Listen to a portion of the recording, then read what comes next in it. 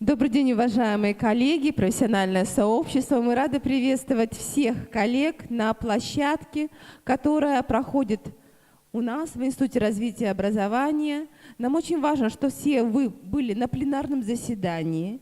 И именно в контексте тех поручений, которые сегодня озвучивала Наталья Алексеевна Михальченко, Наталья Владимировна Якимова, мы должны с вами именно на нашей площадке, которая носит очень символичное наименование «Профессиональное развитие педагогов в сфере инклюзивного и специального образования», понять, каким образом, какими инструментами мы вместе с вами можем решить самую главную задачу.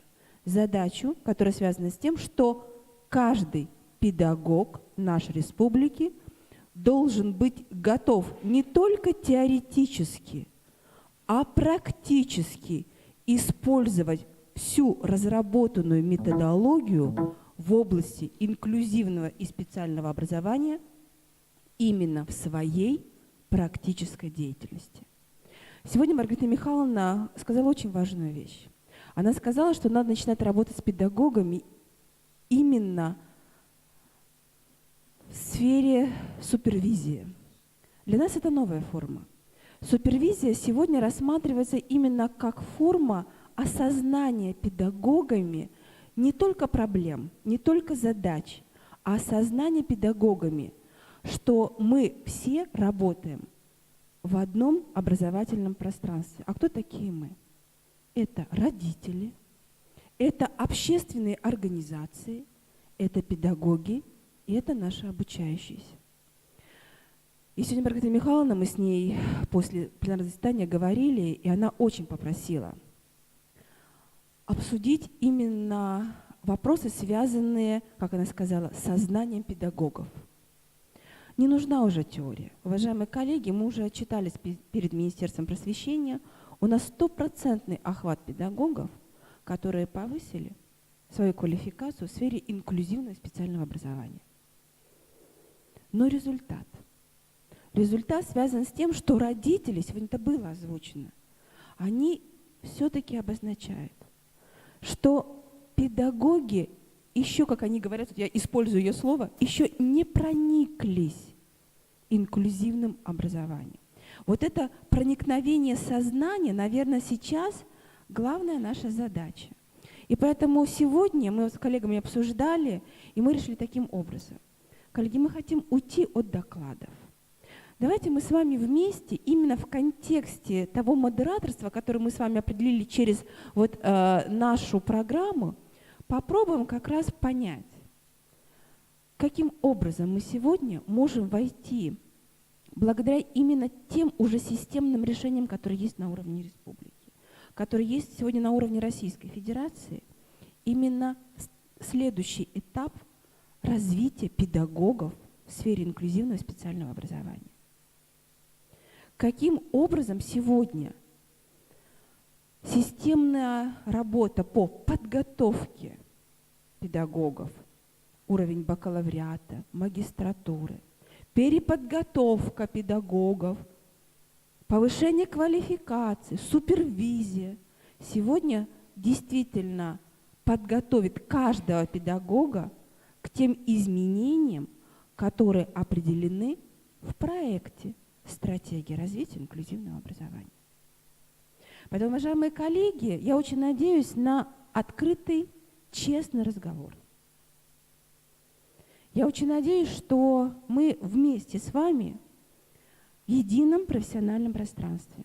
Я очень рада, что сегодня с нами опорный вуз Республики Коми, Татьяна Анатольевна Ткачук, руководитель магистерской программы «Инклюзивное образование», что вместе с нами сегодня Сыктывкарский гуманитарно-педагогический колледж. Это я вроде видела вас, коллеги. Я очень рада, что сегодня вместе с нами Игорь Сергеевич Горностаев, методист Центра специальных форм образования, издательства «Просвещение». Нам очень важно, что сегодня будут представлять свой опыт работы педагоги нашей республики, которые сегодня, мне кажется, демонстрируют лучшие практики на уровне не только республики, а на уровне Российской Федерации. И я хочу вас проинформировать, мне кажется, это очень важно, сегодня об этом говорили на пленарном заседании, что наш институт вошел как организация, которая будет получать федеральную субсидию, вошел в число победителей грантового конкурса по созданию консультационных центров для семей, имеющих детей от 0 до 3 лет, для семей, которые имеют детей с ограниченными возможностями здоровья. И сегодня мы такую модель готовы вместе с вами реализовать. Мы третий в рейтинге федеральном рейтинге было всего подано 228 заявок, мы третьи. Нам это очень важно, и, конечно, мы надеемся на профессиональное сетевое партнерство. И в этой связи мы бы хотели сначала с вами обсудить наш проект, который является частью данной федеральной модели, это проект «Виртуальный логопункт». Неоднозначно у нас было отношение, мы в течение целого года работали над этим проектом, поэтому я прошу Наталью Александровну начать именно с нашей новации и представить наш проект «Виртуальный логопункт». Хорошо? Спасибо. Хорошо, коллеги, тогда вот я думаю, что все-таки я хочу, чтобы это была именно площадка, профессиональная площадка, поэтому если будут вопросы, они должны быть, мнение, нам это очень важно. Я думаю, принимаем такой формат работы. Спасибо, хорошо.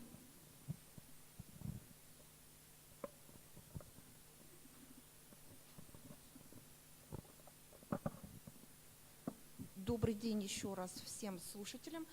Простите, коллегам, я по привычке уже. Значит, Галина Владимировна правильно отметила, да, что совместно с Министерством образования, науки и молодежной политики Республики Коми наш институт выиграл грант. Это консультативный пункт. И как раз вот частью, одной как бы крупинкой, да, кирпичиком таким составляющим этого консультационного огромного пункта будет как раз логопункт. Над ним мы, конечно, долго работали, мы его долго разрабатывали, думали, как он должен вообще выглядеть, да, чтобы он смог заработать не просто в рамках института, скажем так, да, что пришли, посмотрели, там поработали, ушли, все. Мы хотели охватить, конечно же, республику в первую очередь, для того, чтобы у нас было не просто на уровне каких-то между собой, да, разговоров, чтобы это все-таки было межведомственное взаимодействие, о котором так вот сейчас как бы все говорят, и то, чего как раз не хватает. Мало того, мы прекрасно понимаем, что наша республика, она огромна, и доступность в каких-то услугах, естественно, ограничена. Хотя бы даже теми же естественными причинами, что пункт может быть отдаленным, и доехать тем же родителям, просто проконсультироваться, да, не хватает элементарно времени, возможностей, денег, да, возможно, каких-то и так далее. Вот в рамках данного проекта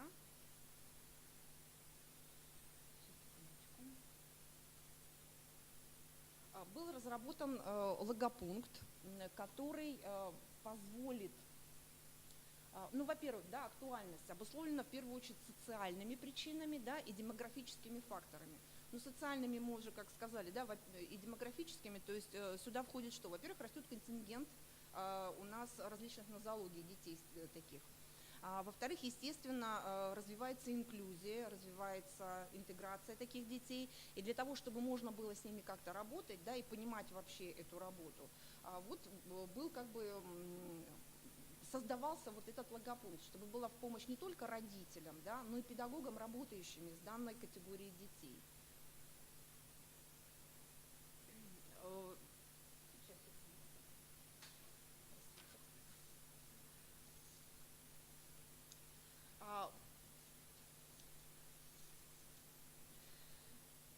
Естественно, что виртуальный пункт в первую очередь направлен на то, чтобы оказывалась именно дефектологическая квалифицированная помощь любому человеку. Это не только как бы специалисты, да, работающие в этой области, которые попадают в ситуацию, когда к ним приходит ребенок, с которым они еще не сталкивались, да, с какой-то нозологией. Но это и родители, которые порой просто не знают, куда обратиться, да, с кем провести беседу, да, где проконсультироваться, где узнать вообще о своем ребенке что-то и что с ним делать вообще. Поэтому, естественно, это предоставление дефектологической помощи, и как консультативная помощь для всех. Для любых педагогов, для педагогов дошкольных учреждений, для педагогов образовательных организаций, школ, для тех же педагогов, работающих, допустим, в системе профессионального образования и так далее. Естественно, что действующая сеть, вот на данный момент, об этом говорилось, как Галина Владимировна уже сказала, на пленарном заседании, да, дефектологическая помощь в Республике Коми, конечно, она существует, да, она есть, но она катастрофически недостаточна. Поэтому, естественно, растет актуальный спрос на такие услуги.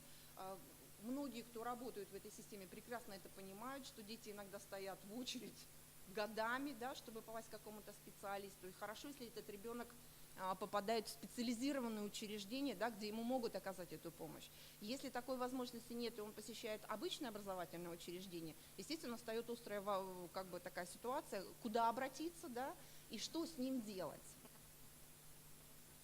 Ой, верни меня, пожалуйста, обратно.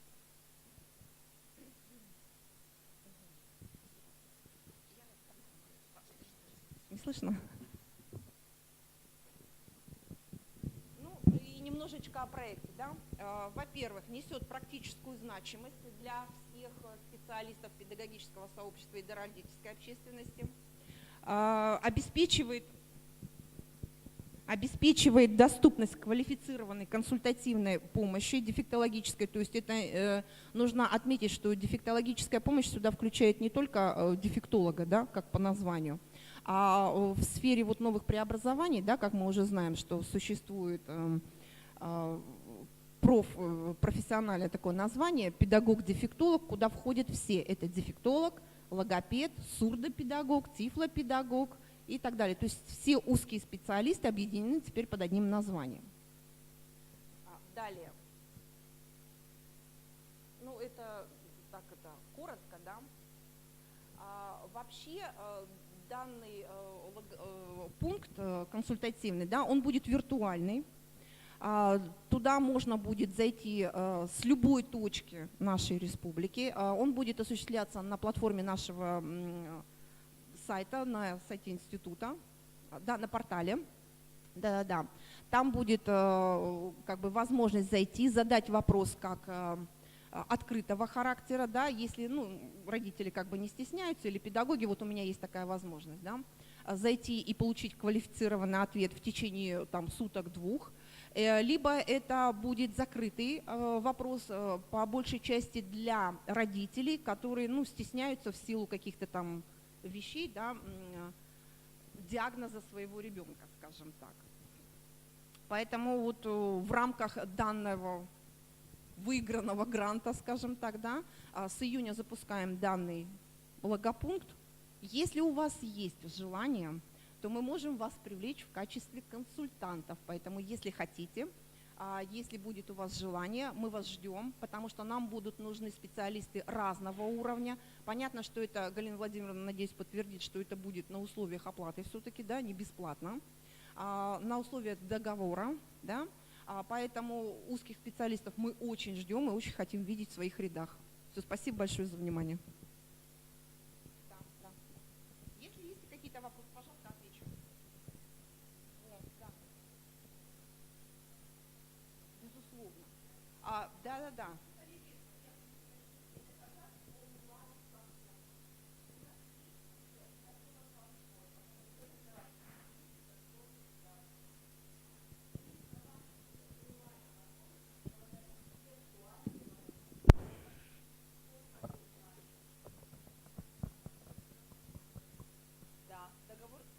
Гражданско-правовой договор. Поэтому нам очень нужны сейчас специалисты, которые готовы работать в онлайн-среде, которые готовы консультировать.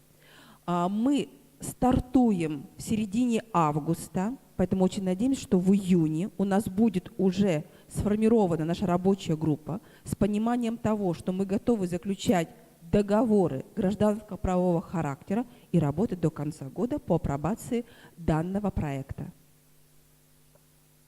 Да, есть требования, конечно.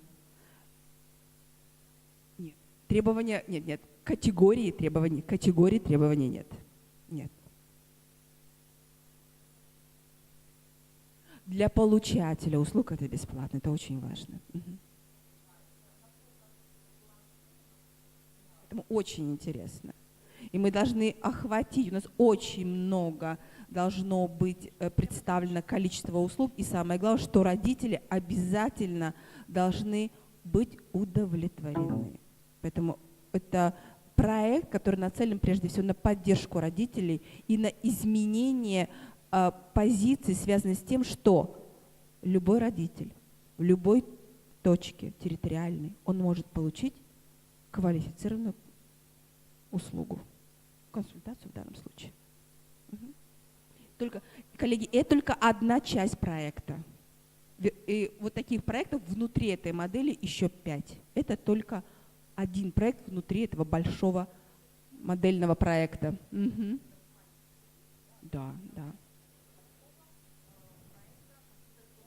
Остальные не секрет. Пока не секрет.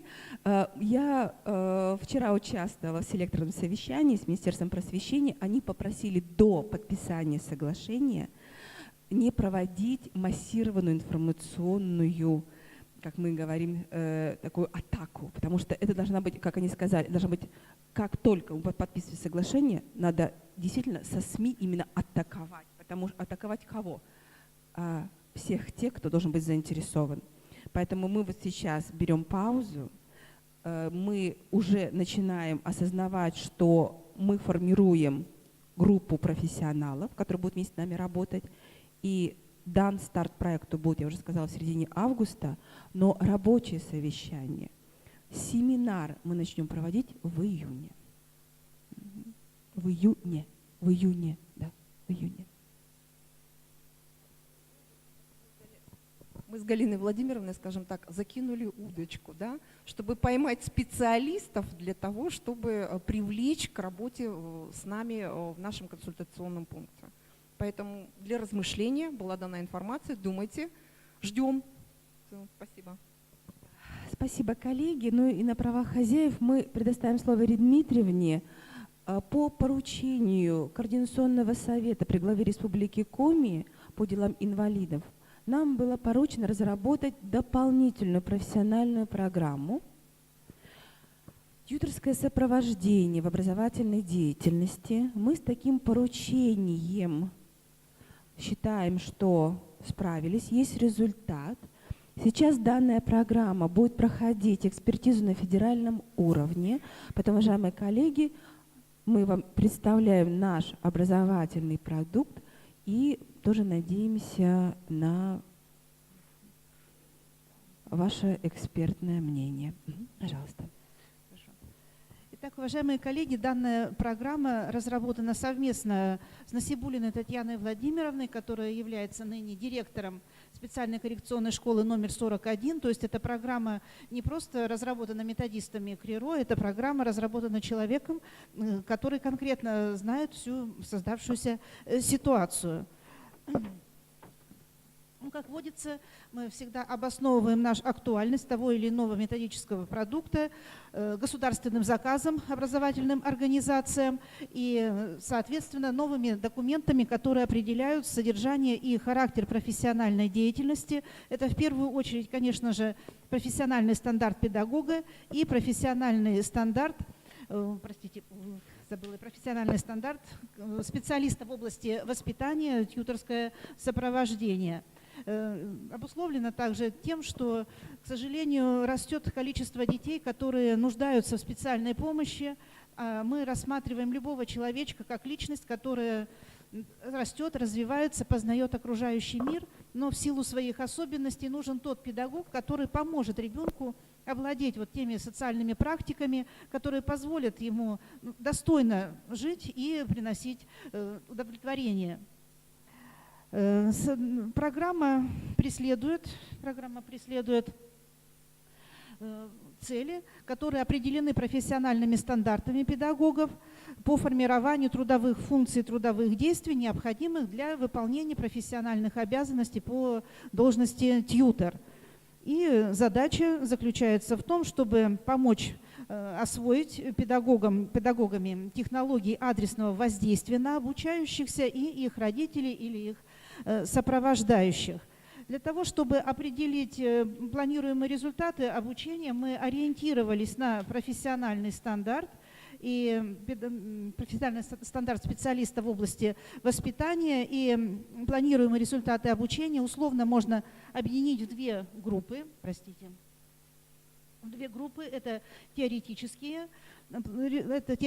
знания и умения, которые позволят педагогу строить учебный процесс, строить процесс взаимодействия с родителями с позиций современного нормативно-правового сопровождения, что очень важно. Так, и, конечно же, педагог будет знать особенности учащихся с различными нарушениями состояния здоровья, так, и также получит необходимые сведения, как строить работу с родителями. Практические навыки объединяются в следующие группы. Следующие группы – это помощь в организации детям, сопровождение в решении ими различных образовательных задач, построение индивидуальных маршрутов, в реализации проектов, которые они должны будут выполнять в соответствии с той программой адаптированной, которую они будут реализовывать. И обращается также внимание, что тьютор получит необходимые представления и элементарные такие умения, которые позволят организовать ту среду обучения, общения со сверстниками, которые необходимы ребенку. Значит, на курсы предполагается, что на курсах будут обучаться педагоги, которые уже имеют не только высшее образование, но и среднее профессиональное образование. Да, на программу. Спасибо. Так, и это могут быть педагоги, это могут быть воспитатели как общеобразовательных организаций, специальных коррекционных школ и учреждений дополнительного образования. Остановимся на структуре программы. Сейчас нами разработана программа, которая включает в себя 290 часов. 290 часов, и дисциплины объединены в два блока. Это дисциплины общепрофессиональной подготовки и дисциплины специальной предметной подготовки.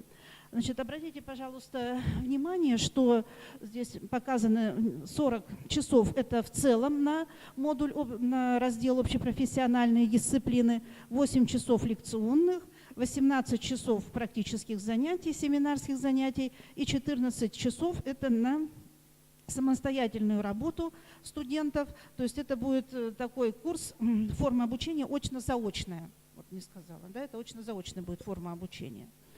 Так, как видите, общепрофессиональный блок, он небольшой.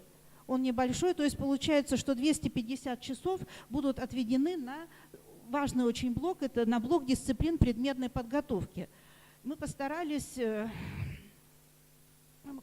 максимально сделать так, чтобы дисциплины были приближены к той проблеме, к тем задачам, которые поставлены. 250 часов, из них 30 часов на учебную практику, которая будет проходить в наших базовых школах. Это 40-я школа, это специальные коррекционные школы 40-я, 41-я. Также у нас заключены договоры с учреждениями дополнительного образования. Мы постарались уйти от мелкого дробления дисциплин на модули, которые объемом где-то около 12 часов. Мы от них практически отказываемся, но за исключением некоторых таких моментов. Но все-таки решили оставить дисциплину анатомия, физиология и патология сенсорных систем и органов слуха, речи и опорно-двигательного аппарата, потому что это относительно новое. Все мы изучали в основном нормальную анатомию и физиологию, гигиену ребенка.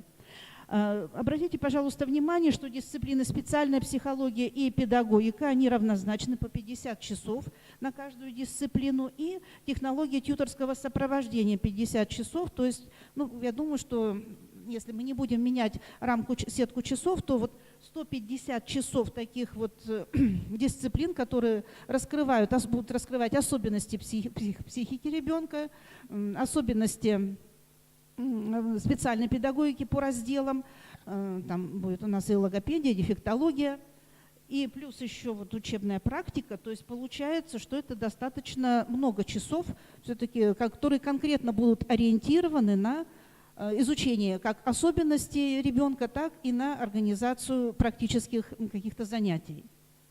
Обратите также внимание на то, что вот по дисциплина патология высшей нервной деятельности, последняя стоит прочерк, клиника интеллектуальных нарушений, прочерк стоит, и конфликтология, последняя стоит прочерк. То есть на дистант эти дисциплины не выносятся, ибо мы и так несведущие в этих сферах, да, и если еще что-то выносить на дистант, то смысла тогда нет.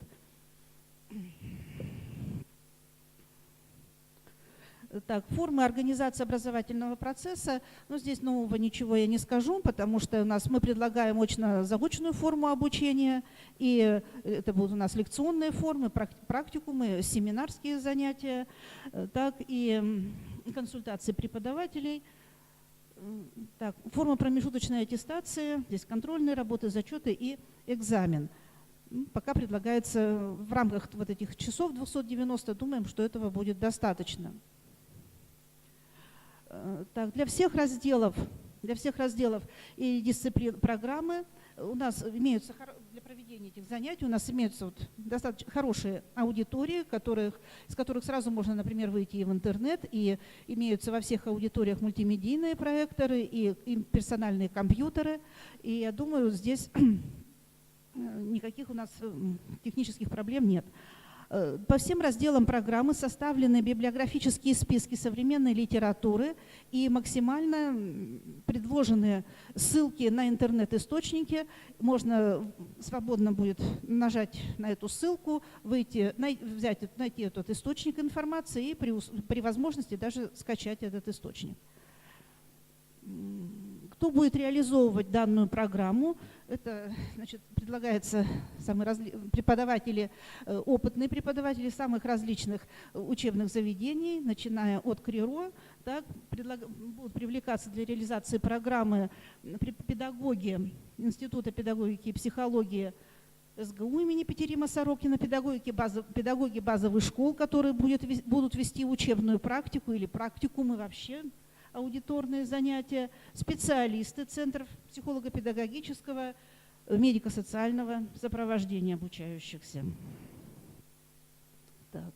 Ну, вот это вот вся информация, которую я хотела сообщить по новой программе, которую мы планируем начать, ну, или с сентября месяца, или это будет в 2020 году. То есть эта программа еще нуждается в доработке и утверждение на научно-методическом совете. Так, пожалуйста, какие вопросы?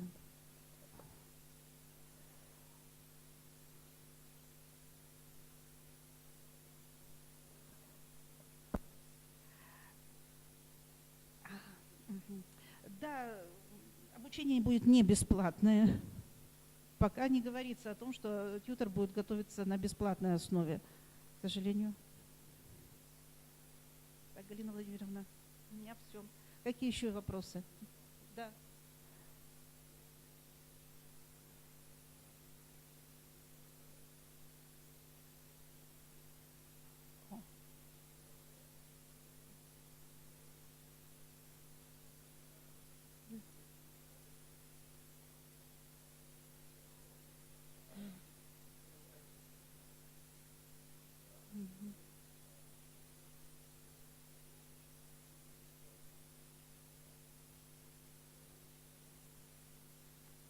Так, ну, по первой части вашего вопроса о досрочной выходе на пенсию, тут я ничего не скажу, я не юрист, я просто методист. Так? Ну, а как замотивировать? Ну, у каждого человека, который идет на повышение квалификации, у него свои какие-то имеются мотивы. Я больше ничего не скажу. Или я хочу работать тьютором, или я не могу этого делать. Хочу, но не могу. Спасибо. Татьяна Николаевна. Спасибо, Рит. Да, Татьяна Николаевна. Да, спасибо за вопросы, уважаемые коллеги. А почему такой вопрос у вас возник? У вас работают уже тьюторы, и у них уже есть проблемы с выходом на пенсию? И вы почему вы об этом спросили? Так. Ваша образовательная организация. Так.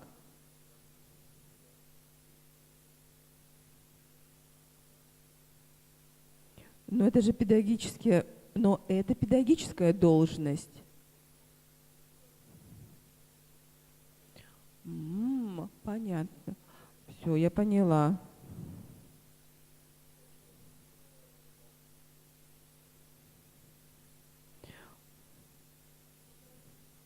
Слушайте, коллеги, это хороший вариант. Вы знаете,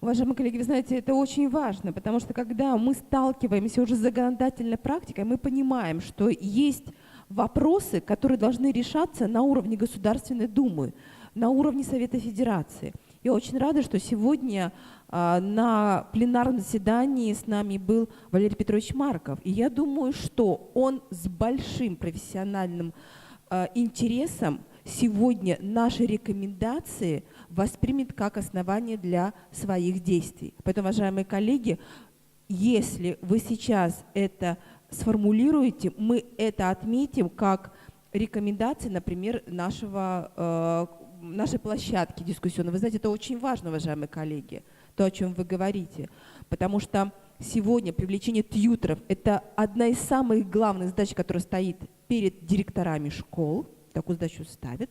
Если возникают проблемы, мы должны о них знать, мы должны публично выносить это на уровень уже законодательных органов власти. Поэтому, коллеги, принимается. Я прошу Ирину Дмитриевну зафиксировать данную задачу, которую, я думаю, мы имеем право, как площадка, которая носит очень, я уже сказала, символичное название «Профессиональное развитие педагогов», но когда мы говорим о профессиональном развитии, мы не должны забывать о социальных гарантиях. Поэтому спасибо вам за этот комментарий.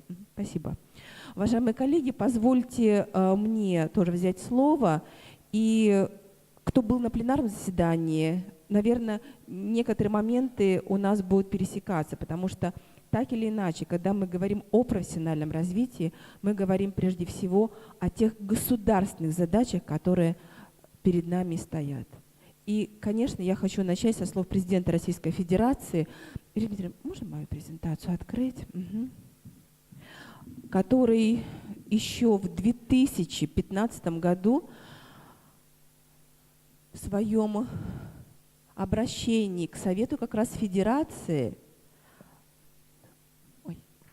обозначил задачу перед всеми органами исполнительной власти.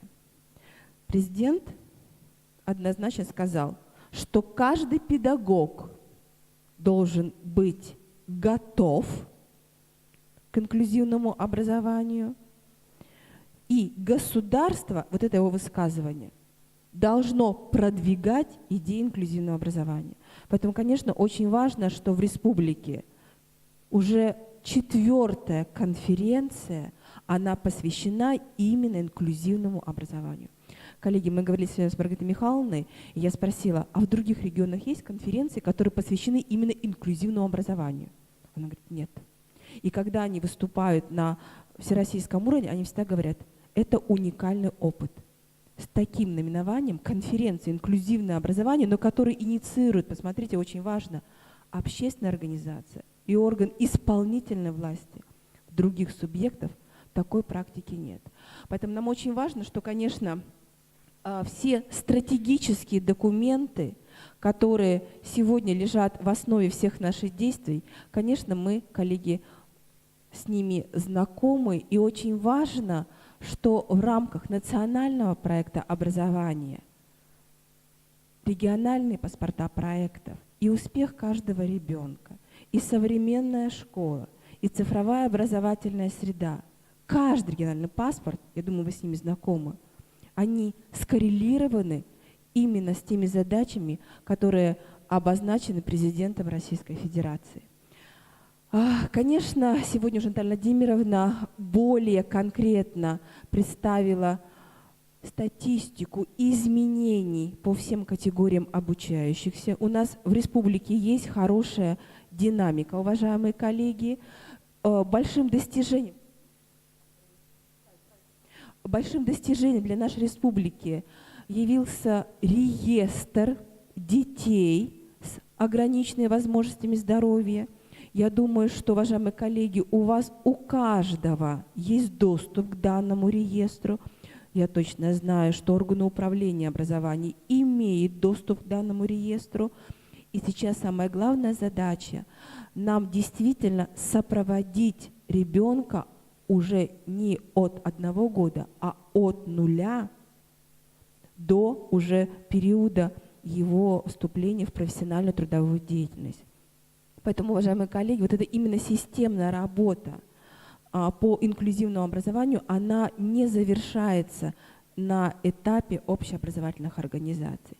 Сегодня отдельная площадка посвящена среднему профессиональному образованию. Очень хороший опыт есть у организации высшего образования. Вы сегодня правильно говорила, Маргарита Михайловна, что даже когда уже происходит период трудоустройства, мы должны понимать, что и система дополнительного профессионального образования должна сопровождать наших уважаемых коллег. И хочу поделиться вот своим мнением. Мы тоже мониторили систему, например, дополнительного профессионального образования. Уважаемые коллеги, за последние 3 года у нас прошел обучение только 1 инвалид, человек с инвалидностью. И вот для меня, например, это вопрос. То есть когда мы говорим сегодня, что для нас, для каждого из нас важна система образования в течение всей жизни, что происходит после трудоустройства вот наших людей с инвалидностью. И это вопрос. Вот через наш институт, даже через наш институт, только 1 инвалид. И другие организации тоже они даже не имеют такой статистики. Поэтому мне кажется, это важная задача, что если мы говорим сегодня об инклюзивном образовании, мы не должны рассматривать инклюзию только в системе образования, когда она завершается средним профессиональным образованием, даже высшим образованием. Сегодня мы уже говорили, что профессиональный стандарт педагога, и вы об этом все, уважаемые коллеги, знаете, именно так и выстраиваете работу со своими педагогами. Он включает в себя те трудовые функции, которые сегодня обязан выполнять каждый педагог. Уважаемые коллеги, сегодня вы знаете, что меняется система аттестации. Сегодня разрабатываются единые федеральные оценочные материалы. И мы уже имеем блок материалов по такой компетенции, как коммуникативная.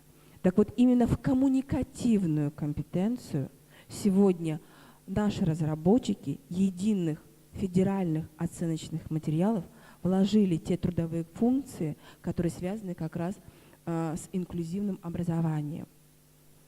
Вы помните, аттестация как процедура, она меняется. Вы знаете, что новая форма аттестации будет видна уже в следующем году, пока как проект. И мы должны понимать, что коммуникативная функция, она будет включать как раз именно проверку трудовых функций по инклюзивному образованию. Это очень важно, уважаемые коллеги.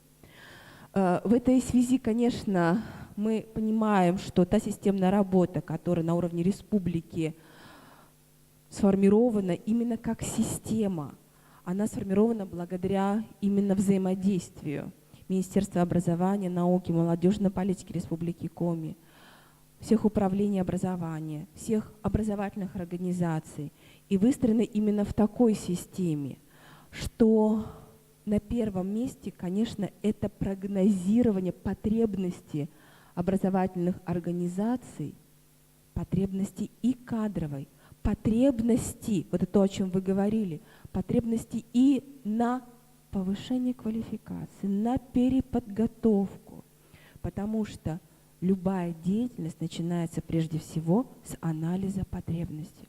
Уважаемые коллеги, вот может Татьяна Николаевна, сегодня Татьяна Николаевна вместе с нами работает. Татьяна Николаевна, я думаю, что тоже принимает это, наверное, как нашу задачу. Мы должны провести мониторинг потребностей.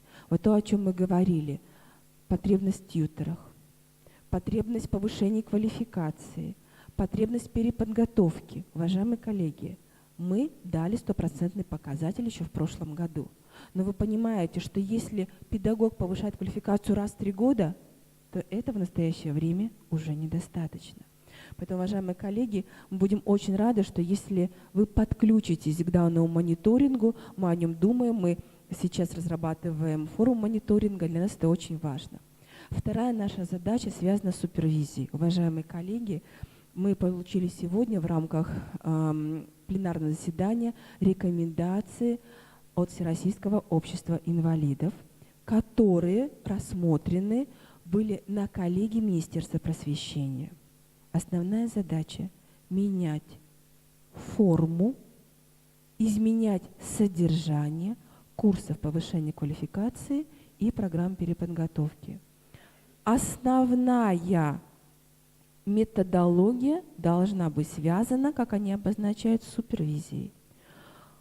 Это прежде всего умение формировать образовательные и профессиональные сообщества, которые готовы обмениваться своим опытом на базе образовательных организаций. Сегодня можно сказать, что у нас супервизия, но мы организация, которая не может представить опыт вашей деятельности. И мы очень рады, что сегодня как раз на других площадках представляют опыт деятельности. Так вот, супервизия – это подготовка и переподготовка специалистов как раз на базе образовательных организаций. И мы сегодня как раз об этом говорим. Это наши стажировочные площадки, которые сегодня могут демонстрировать лучшие практики инклюзивного образования. Еще очень важна для нас задача – это, конечно, организация и проведение конкурсов. Уважаемые коллеги, в прошлом году мы провели конкурс среди образовательных организаций. Вы знаете, что Министерство просвещения уже инициировало конкурс «Лучший педагог-дефектолог». И я очень надеюсь, мы очень надеемся, что мы активно примем участие в этом конкурсе. Николай, сколько уже участников? Не знаете? Конкурс уже стартовал, и сегодня мониторят регионы именно по активности участия в профессиональных конкурсах. Вы знаете, что национальный проект «Новые возможности для каждого» как раз по содержанию связан с активностью профессионального сообщества, и индикатором является не только количество конкурсов, а именно активность педагогов. Еще одна очень важная позиция, то, о чем я вам уже говорила, это включение в критерии аттестации каждого педагога показателей, которые учитывают результативность педагогической деятельности в условиях образовательной инклюзии.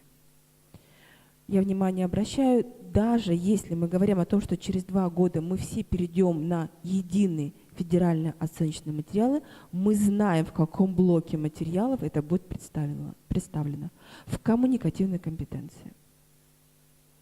Поэтому, уважаемые коллеги, мы должны на это настраиваться. Поэтому, конечно, мы понимаем, что наши задачи, они принимаются профессиональным сообществом, мы их реализуем, но я бы хотела внимание обратить, наверное, на все-таки те результаты, которые мы готовы вместе с вами обсудить. Мы в прошлом году впервые для нашего института разработали несколько открытых онлайн-курсов с представителями общественных организаций. Вот такой онлайн-курс перед вами. Это онлайн-курс о жизни глухих и слабослышащих. Мы его разработали вместе с обществом глухих. В настоящее время он в открытом доступе на портале «Открытое образование Республики Коми», в нашем разделе проекта «Видеозал». И мы очень рады, что общее количество слушателей данного онлайн-курса в настоящее время уже более 200. И нам очень приятно, что мы получили экспертное заключение положительное от представителей Москвы, Санкт-Петербурга, педагогов Камчатки, Сахалина, Краснодарского края. Мы анонсировали данный курс, хотя не проводили массовое информирование, но, уважаемые коллеги, этот курс очень востребован. Далее, уважаемые коллеги, конечно, новая программа повышения квалификации, которая тоже была совместно с представителями общественных организаций, а именно с родительским сообществом сформирована, это «Мир равных возможностей». С Юлией Сергеевной Посевкиной данная программа была реализована. Вы знаете, что ее общество в прошлом году выиграло президентский грант на повышение квалификации педагогов. Многие, может быть, из вас принимали участие в данной серии семинаров, вебинаров, которые в дальнейшем рассматривались как часть курса повышения квалификации. К нам приезжало очень много экспертов из Московского городского психолого-педагогического университета, из общественных организаций, вот из Всероссийского общества инвалидов. И такая инновационная программа с точки зрения именно экспертного сообщества для нас была такой важной профессиональной инновацией. Ну и уже наши традиционные программы, это открытый онлайн-курс, но я сразу хочу сказать, что это пропедевтика. Вот онлайн-курс, да, у нас хорошая посещаемость данного онлайн-курса. Здесь мы даже вышли за пределы Российской Федерации. У нас было, по-моему, мне сказали, несколько представителей даже Киргизии и один представитель Белоруссии. А по поводу субъектов Российской Федерации, 45 субъектов Российской Федерации прошли данный онлайн-курс «Инклюзивное образование». Он небольшой, он на 16 часов. Это, я еще раз говорю, это самый начальный уровень профессионального погружения. Ну и наши программы переподготовки традиционные. Нам очень важно, что за последние 1,5 года переподготовку, 2 года, прошу прощения, прошли обучение 54 слушателя. Очень хороший показатель. Мы сейчас провели мониторинг их трудовой деятельности. Уважаемые коллеги, они все трудоустроены по специальности либо в дошкольных образовательных организациях, либо в организациях дополнительного образования, для нас это было очень важно, именно по своей специальности. Не случайно в этом году впервые в рамках конференции работает площадка по инклюзии в дополнительном образовании. Это очень, уважаемые коллеги, востребовано. И новая программа, о которой мы вам уже говорили, она проходит сейчас экспертизу. Я сразу хочу сказать, что действительно это была очень объемная, содержательная работа. Мы учитывали региональный контекст. И не случайно мы говорим, что мы пока не определяем, что она будет запущена. Мы хотим провести экспертизу и с общественными организациями, и Московский городской психолого-педагогический университет уже готов провести такую экспертизу, и Академия просвещения. Нам важно, чтобы это была действительно экспертная позиция тех, кто включен в профессиональную деятельность. Уважаемые коллеги, поэтому, конечно, очень важно, чтобы мы все понимали, что сегодня профессиональное развитие педагогов, оно включает в себя 3 системы образования. Это формальное образование, это курсы повышения квалификации, это переподготовка. Но для нас очень важно включение педагогов в неформальное образование через вебинары, семинары, онлайн-курсы, которые позволяют педагогу постоянно находиться именно в профессиональной такой позиции точек роста. Конечно, самое главное нам понять, какие есть потребности, профессиональные запросы и, к сожалению, профессиональные дефициты. Уважаемые коллеги, мы понимаем, что необходимо диагностировать потребности и дефициты. Эту задачу мы ставим перед собой, поэтому будем разрабатывать диагностику профессиональных потребностей и дефицитов для того, чтобы формировать уже индивидуальные траектории развития педагогов именно на основе тех дефицитов, которые выявлены. Поэтому, уважаемые коллеги, я еще раз внимание обращаю на нашу платформу Дистант Криро. Здесь вы можете видеть все наши онлайн-курсы. Вот они в таком сейчас ракурсе каскадном представлены. И я хочу внимание обратить, что еще одна для нас задача стоит, это после уже формирования карты профпотребностей и дефицитов формировать личный кабинет каждого педагога. Мы его смоделировали. На платформе он уже разработан, но, уважаемые коллеги, чтобы индивидуально сопровождать педагога в сфере инклюзивного образования, мы, я еще раз внимание обращаю, конечно, должны начинать с потребностей и с дефицитов. Вот такая модель, она уже вот представлена, она включает в себя не только программу повышения квалификации, вебинары, семинары, участие в профессиональных конкурсах, но она включает в себя наше сопровождение педагогов именно по построению индивидуального маршрута профессионального развития. Коллеги, мы тоже это принимаем как поручение нам, мы его уже определяем для себя именно как профессиональную задачу, поэтому, уважаемые коллеги, вот такой индивидуальный профиль педагога, мы надеемся, мы уже представим в следующем году. Ну и то, о чем я вам говорила, и именно это сегодня говорили все наши выступающие, Наталья Алексеевна Михальчикова, Наталья Владимировна Якимова, Маргарита Михайловна Колпащикова, что только взаимодействие профессионального сообщества, родительского сообщества, каждого педагога позволит нам выйти на новый уровень развития. Поэтому, уважаемые коллеги, мы действительно в прошлом году приняли решение и начали взаимодействие с общественными организациями, и с родительскими, и с экспертными. Поэтому, уважаемые коллеги, все наши материалы, мы не стесняемся об этом говорить, да, это наш образовательный продукт.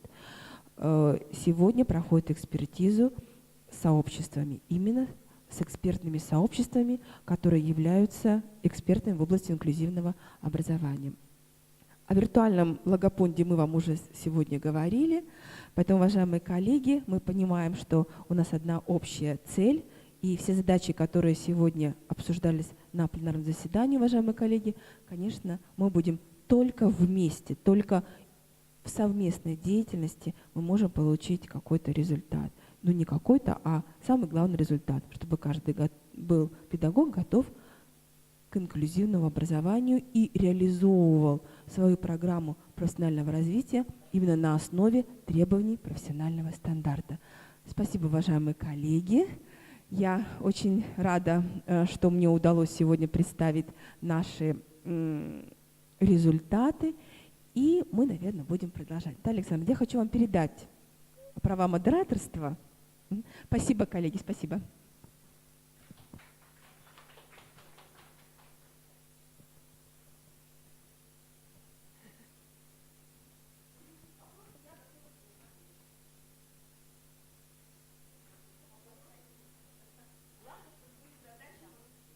Сейчас я хочу предоставить слово представителям СГУ. Это Ткачук Татьяна Анатольевна.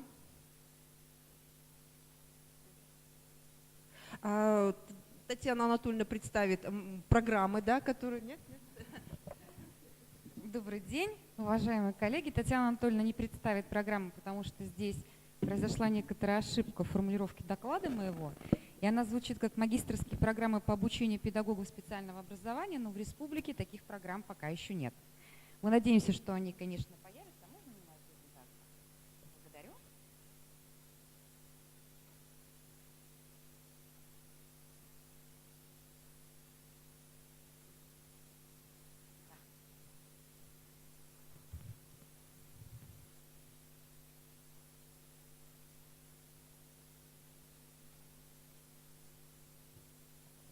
И изначально запрос, который поступил в подготовке моего доклада, звучал как особенности профессиональной подготовки.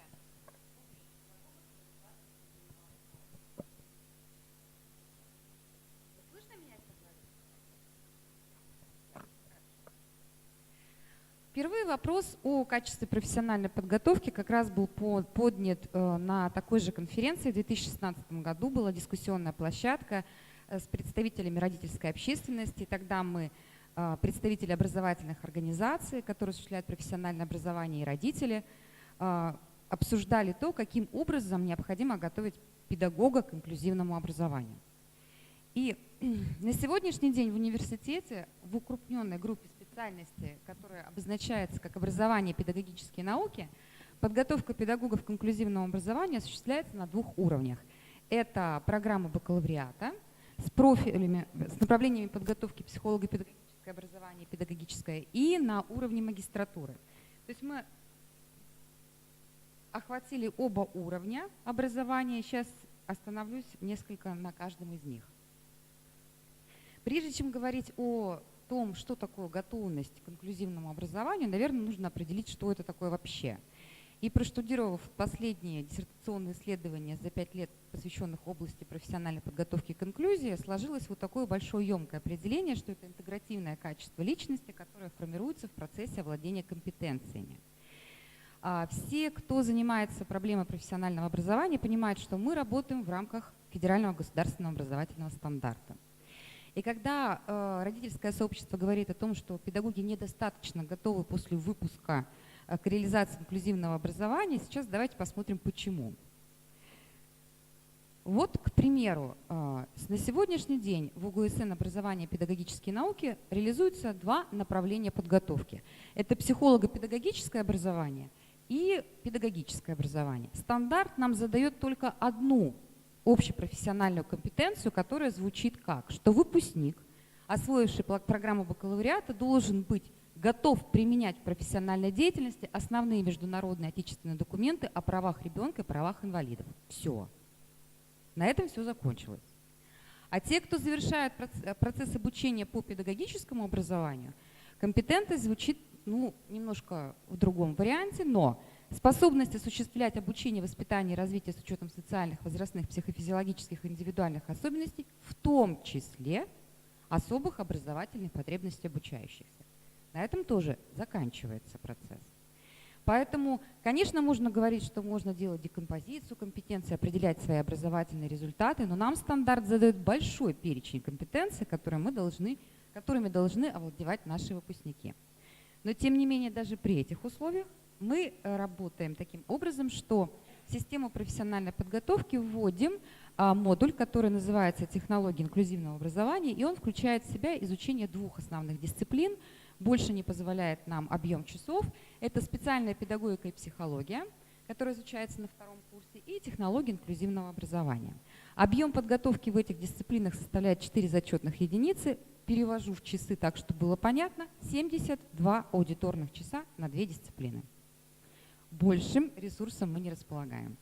Поэтому все мероприятия, которые проводятся в рамках подготовки студентов к инклюзивному образованию, они касаются в большей степени внеучебной работы, научно-исследовательской работы. И у нас наши достижения, которые уже 3-й год мы реализуем, у нас реализуется ежегодное мероприятие, которое определяется как дискуссионная площадка, называется оно «Комплексное сопровождение обучающихся с ограниченными возможностями здоровья в образовательной организации». Главная идея этой дискуссионной площадки – объединять студентов разных направлений и профилей подготовки. Всегда оно проходит в интерактивном режиме, в режиме деловых игр. Вот только буквально позавчера оно состоялось у нас в форме квиз-плиза. Студенты решают профессиональные задачи, связанные с сопровождением детей с УВЗ на уровне дошкольного, школьного образования совместными командами, разнопрофильными командами. Мы подключаем студентов, которые получают образование по направлению специально-дефектологическое. Там у нас есть логопеды и дошкольные дефектологи. Мы подключаем воспитателей, учителей начальных классов, психологов. И теперь в наши достижения в этом году к нам присоединились будущие медицинские работники. То есть работа в таких разных командах одинакового возраста студентов, которые получают абсолютно разнопрофильное образование, она дает свой результат. Ну и проект, который у нас завершается в этом году, это совместное выполнение научно-исследовательских работ студентами, которые обучаются по разным направлениям и профилям подготовки. Положение выпускных квалификационных работ многих вузов позволяет нескольким человекам работать над одной темой. И в этом мы поставили такой эксперимент, и в этом году у нас защищается 4 исследовательских работы, которые пишутся не одним студентом, а студентами разных направлений подготовки. Ну вот приведу пример.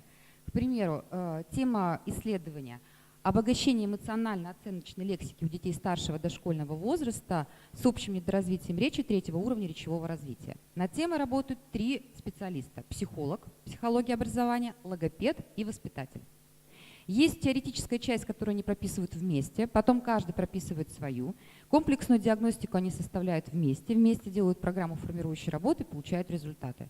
Это обучает их работать в команде, потому что очень часто и реализуя курсы повышения квалификации, когда мы решаем проблемные ситуации, я слышу от педагогов: это задача логопеда, это задача психолога, это не моя проблема, это не моя задача. И поэтому вот в комплексном сопровождении вот сейчас как раз вот будет первая защита этих работ, мы получим соответствующие результаты. Еще один уровень подготовки, который есть, это для нас новшество. Нами была разработана программа по направлению психолого-педагогическое образование. Называется она «Инклюзивное образование», то есть это профиль, который прописывается в дипломе. В этом году, вернее, набор состоялся в 2018 году. Мы согласовывали содержание этой программы очень долго. Согласовывали и с нашим Министерством образования, согласовывали в сетевом взаимодействии с ресурсным, вернее, сейчас, Северо-Западным ресурсным учебно-методическим центром по инклюзивному образованию Череповецкий государственный университет. Мы ее выверили, и получилась она у нас в таком достаточно интересном виде. Вот здесь примерный перечень дисциплин, который имеет место быть, которые осваивают наши магистранты. И первый опыт получился таким, что, во-первых, она пользовалась популярностью. Во-вторых, из тех магистрантов, которые поступили на эту программу, мы имеем представителей всех уровней образования. У нас обучаются те, кто работает в детских садах. У нас есть представители школы, представители СПО, очень много, особенно те, кто занимается амбилимпиксом на сегодняшний день. Представители Российского общества инвалидов, есть представители Российского общества слепых, общественные организации, журавлик, в общем, и родительское сообщество тоже. И вы знаете, опыт как раз вот такого обучения, он был достаточно универсальный, потому что каждый из тех, кто пришел учиться, пришли со своими ожиданиями. Это как выяснилось в процессе обучения. Те, кто пришел с образования, они хотели разобраться, что же нам делать. Потому что есть, от нас требуют, но мы не понимаем чего. Родители пришли с ожиданием того, что сейчас на программе их вооружат новыми инструментами борьбы с образовательными организациями, которые не предоставляют им все то, что в принципе обязаны предоставлять. Общественные организации пришли со своими ожиданиями. И получилось так, что мы очень активно проработали первую сессию. И к концу первой сессии у нас обычно с магистрантами всегда есть такая традиция. Мы садимся пить чай, мы обсуждаем, что получилось, не получилось, определяем там межсессионные задания в такой непринужденной форме. И впервые, работая в системе высшего образования уже, наверное, порядка 20 лет, мы пили чай, и была тишина. Просто тишина. Я не понимаю, что случилось. Вас не устроило качество преподавания? Нет, все было здорово. Предметы были не те? Нет, все было хорошо. Что не так? Родители говорят, мы поняли, что мы требуем то, что в принципе школа и детский сад сделать не могут. Хорошо. Общественные деятели поняли то же самое. Школа поняла, в каком направлении двигаться и как взаимодействовать с родителями. Но была тишина.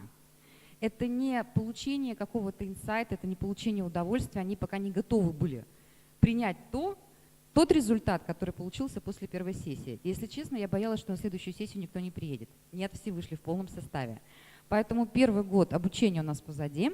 И на следующий год состоится защита магистерских диссертационных работ, и мы получим 20 специалистов разных представителей уровней образования, которые могут быть координаторами инклюзивного образования на местах, в общественных организациях, школах, детских садах и в СПО, в системе СПО. Приглашаем к нам учиться. У нас заочная форма обучения, 2,5 года, так что все координаты есть на экране. Готовы ответить на ваши вопросы. Нет. Сейчас это называется громко сейчас так, на уровне магистратуры. Это дипломная работа, которую писали те, кто заканчивал специалитет. Ну вот уровень точно такой же. То есть это не кандидатская работа, там вот уровень дипломной работы. Это у нас, я являюсь руководителем программы как раз вот инклюзивное образование. Вся информация по тем программам магистерским, которые у нас на сегодняшний день реализуется и набор, по которым ведется, она есть на официальном сайте университета с количеством бюджетных мест. У нас и вступительные испытания в магистерские программы проходят собеседование с рефератом, поэтому, в принципе, живое общение, и вы будете зачислены на программу. Приглашаем, будем рады всем. У нас 20 бюджетных мест.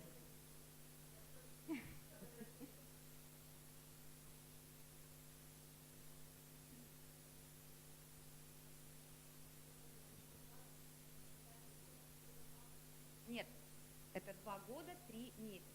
То есть по стандарту.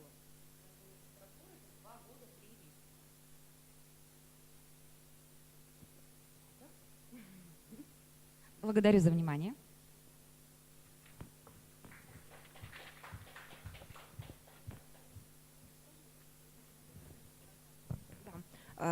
Далее,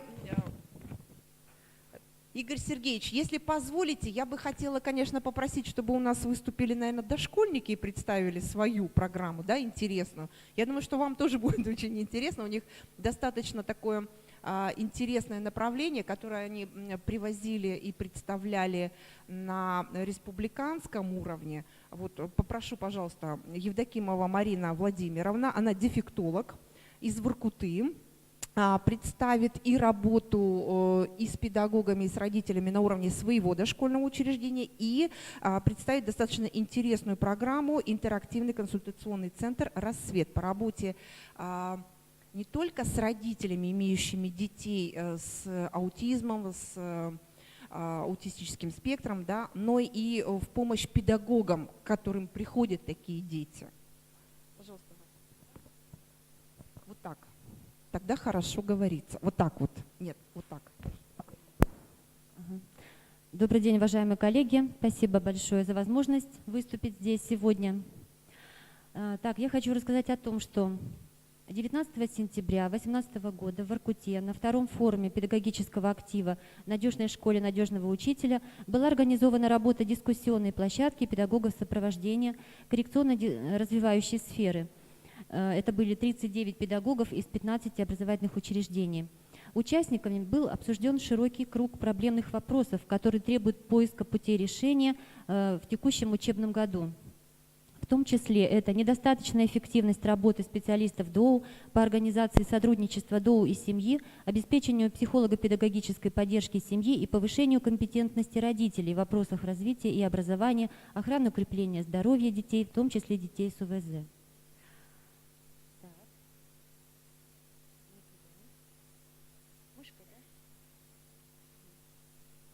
В соответствии с планом мероприятий по выполнению резолюций форума был организован специализированный консультационный центр, который был направлен на оказание адресной психолого-педагогической поддержки семьям, воспитывающим детей с расстройством аутистического спектра. В создании этого центра участвуют специалисты Воркутинского дома учителя, профессиональное объединение педагогов города, то есть это педагоги-дефектологи, логопеды, психологи.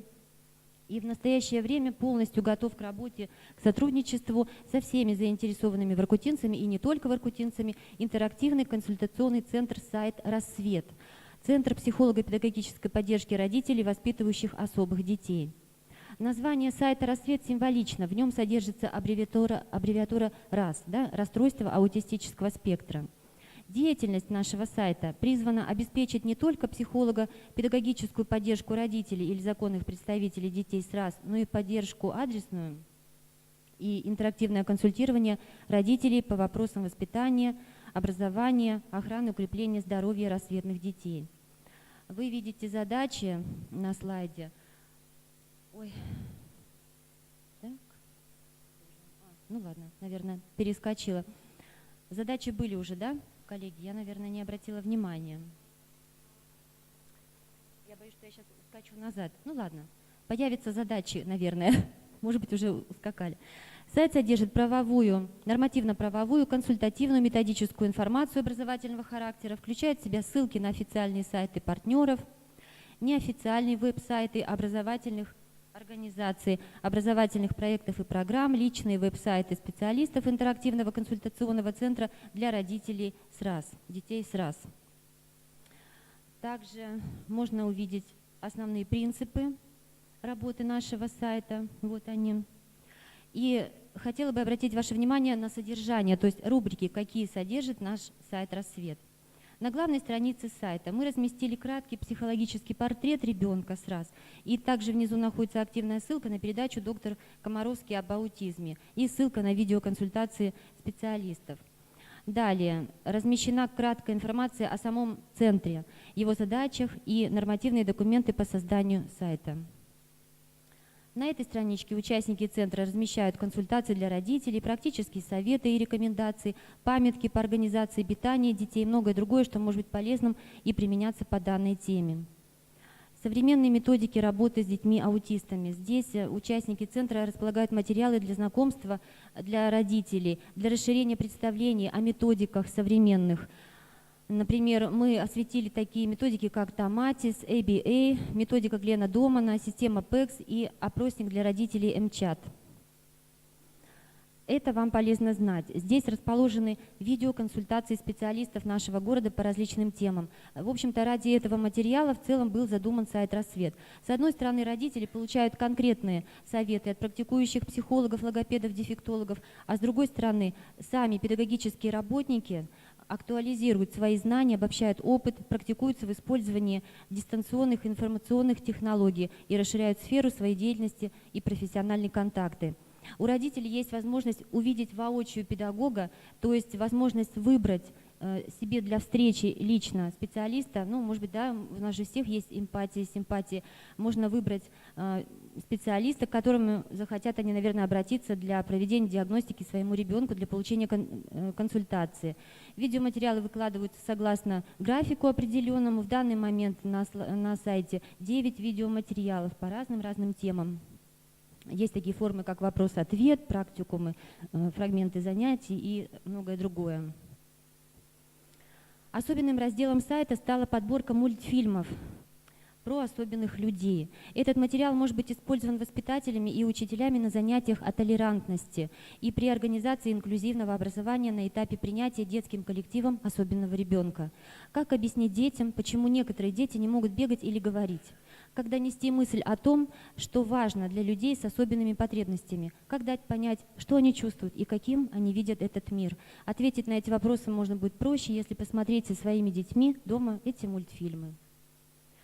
Рубрика «Полезные ссылки». В связи с тем, что в системе образования в Воркуте на данный момент не так много эффективной практики по работе с детьми с РАС, то мы уделили внимание поиску и размещению на сайте полезных ссылок для педагогов и родителей. Это информационные ресурсы по аутизму, ссылки и практически краткие сведения о сайтах, волонтерских группах, фондах благотворительных, библиотеках, сообществах, комитетах, организациях.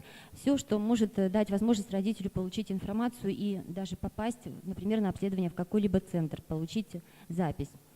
Обратная связь предусмотрена на сайте для индивидуального адресного консультирования по системе «Вопрос-ответ». И во вкладке «Контакты» мы предлагаем список центров консультационных города Воркуты, которые оказывают психолого-педагогическую, диагностическую, консультативную помощь родителям. И краткую информацию специалистов детских садов города Воркуты. Также расположены здесь адреса образовательных учреждений, в которых действуют консультационные центры. Мы очень надеемся на полезность нашего сайта, информационного ресурса. И ведь деятельность этого сайта призвана не только для родителей, для информирования родителей, но и также с целью повышения компетентности педагогов, воспитателей, которые могут почерпнуть там свои знания и задать вопросы, и прийти на консультацию по своему желанию. На прошлой неделе наш детский сад провел городской семинар по теме «Детский аутизм. Определение, признаки и методы работы с аутичным ребенком». Наряду с многими вопросами, практическими фрагментами занятий, мастер-классами был также представлен этот сайт. Если вас заинтересовало, будем очень рады. Заходите, пожалуйста, на наш интерактивный центр, пишите вопросы, просматривайте материалы. Мы всегда рады сотрудничеству. Спасибо. Может быть, вопросы есть, коллеги?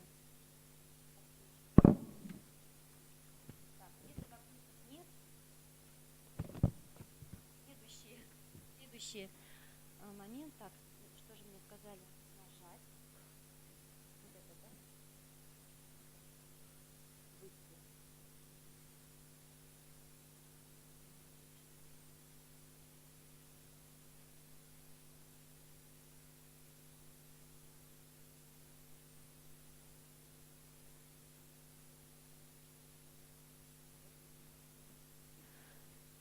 Так, и следующий вопрос, который я сегодня хотела бы осветить, это вопрос сопровождения особенного ребенка. Есть категория детей, которые нуждаются в индивидуальном сопровождении в течение всего времени пребывания в образовательном учреждении. Но, к сожалению, возможности воспитателей, педагогов не безграничны, и рядом находиться в течение всего дня просто не предоставляется возможным. Мы знаем, что в систему образования России вошло понятие такое, как тьютор. И в течение в документах, приказах Министерства образования и так далее, в различных правовых документах мы знаем, говорится о том, что тьютор может быть представлен любому ребенку с ОВЗ на любой срок в школьном возрасте. В дошкольном же образовании такого понятия, как тьютор, нет. Есть только ассистент-помощник. Таким образом, ассистенты-помощники в дошкольном учреждении могут не иметь специального образования, и ими могут стать родители ребенка или законные представители, либо сопровождающие лица, которые сопровождают этого ребенка по доверенности, на доверенной основе. Практика сопровождения ребенка мамой была введена в нашем ДОУ с 2017 года. Самостоятельное посещение ребенком ДОУ было затруднено в связи со сложной структурой его нарушения развития, включающим расстройство аутистического спектра. Но опираясь на закон об образовании, в нашем учреждении были созданы необходимые условия для посещения ребенком в сопровождении ассистента-помощника. Мы, специалисты, разработали индивидуальную образовательную программу, включающую участие родителя в образовательном, коррекционно-образовательном процессе. Одновременно воспитатели и специалисты учат, направляют и помогают маме-ассистенту правильно выстраивать взаимоотношения со своим ребенком, внимательно следить за его состоянием, помогать разрешать сложные ситуации, направлять его деятельность, используя возможности и ресурсы самого ребенка для эффективного его обучения, создавать обучающие ситуации для развития коммуникации и социализации.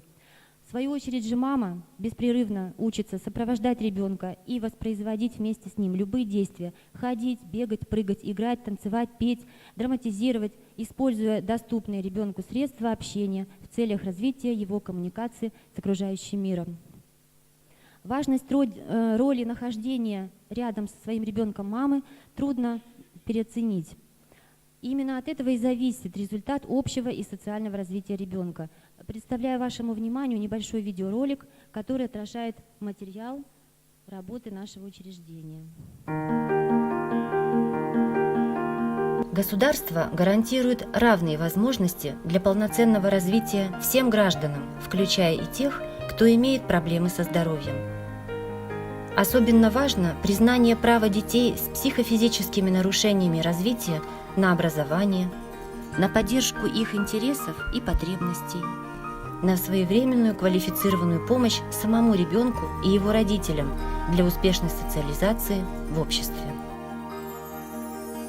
В нашем дошкольном учреждении функционируют 3 компенсирующие группы, которые посещают дети, имеющие нарушения развития. Наши воспитанники имеют статус ОВЗ, а некоторые – инвалидность. Среди них существует особенная категория детей – это дети со значительной задержкой развития. Они в силу своих особенностей не способны обходиться без постоянной помощи близкого взрослого, то есть нуждаются в непрерывном сопровождении.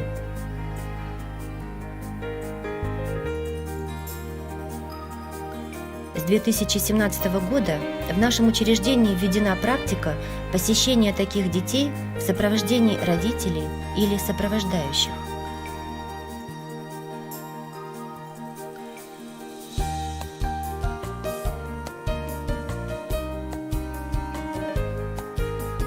И сегодня мы говорим о том, что такая практика дает и ребенку, и родителю ряд преимуществ. Ребенок находится в обществе сверстников, а самая главная наша задача – это его социализация в общество. Получает впечатление и элементарный социальный опыт нахождения в мини-социуме. Также ребенок получает коррекционную помощь специалистов ДОУ. Это индивидуальные занятия дефектолога, логопеда.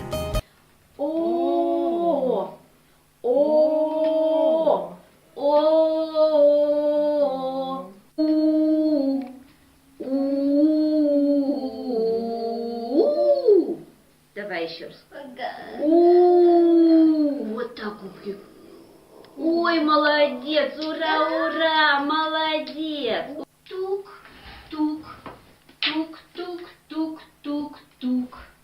Как стучат ложечки? Тук, тук, тук, тук, тук, тук, тук, тук, тук, тук, тук. Давай медленно. Тук. Вовлекается в коллективную деятельность на различных мероприятиях в детском саду, на прогулках. И особенно важно, что сопровождающий ребенка родитель обучается способам взаимодействия с собственным ребенком. При поддержке специалистов взрослый обучается игровым приемам, которые доступны его ребенку на данном этапе. Ну, давай. На, мама.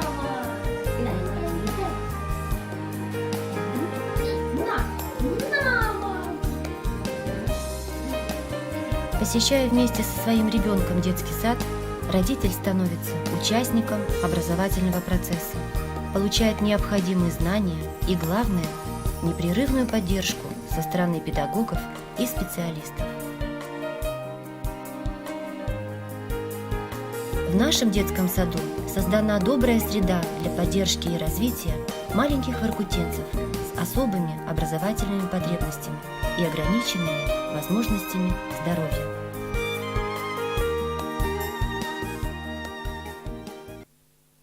В прошлом году 3 такие семьи посещали наш детский сад со своими детьми, но по возрасту мы 2 деток выпустили, и в настоящий момент вот этот мальчик, который был на видео, он у нас остался сейчас 1.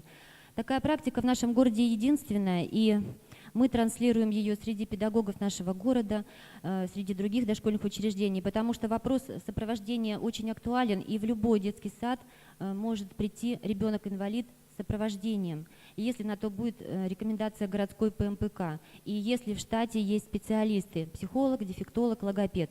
Договор, заключаемый родителям и учреждением, типовой и отличается лишь несколькими пунктами. Это оплата за детский сад, детки-инвалиды посещают бесплатно, да, и режим пребывания у этого ребенка будет кратковременный, потому что детки такие очень утомляемые. Ну, некоторые другие индивидуальные особенности договора.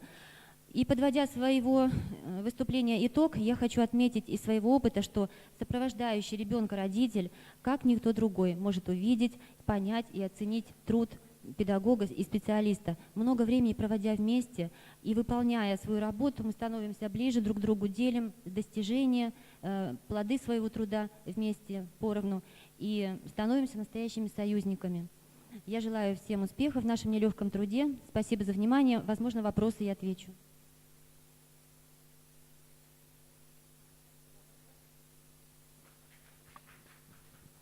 Спасибо большое.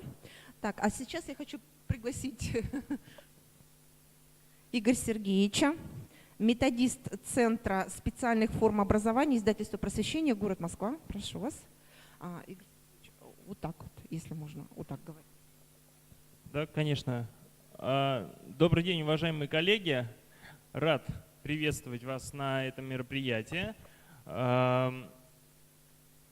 Вчера мы с коллегами в рамках другого мероприятия уже подробно достаточно поговорили о том учебно-методическом обеспечении, которое есть на сегодняшний момент для детей с ОВЗ, ну, в частности, о федеральном перечне учебников. И я думаю, что на сегодняшний момент не будем много этому времени уделять, поскольку презентационные материалы останутся, и я думаю, будет возможность у педагогов, которые вчера не присутствовали, ознакомиться с новой литературой, которая вышла в федеральный перечень для детей с ОВЗ, с теми моментами, да, в том числе и нормативными, почему одни учебники будут в последующем издаваться, а другие не будут и так далее. Ну, что касается непосредственно инклюзивного образования, то есть ряд учебных пособий всевозможных, да, вот на слайдах они представлены, для обучающихся различных нозологических категорий.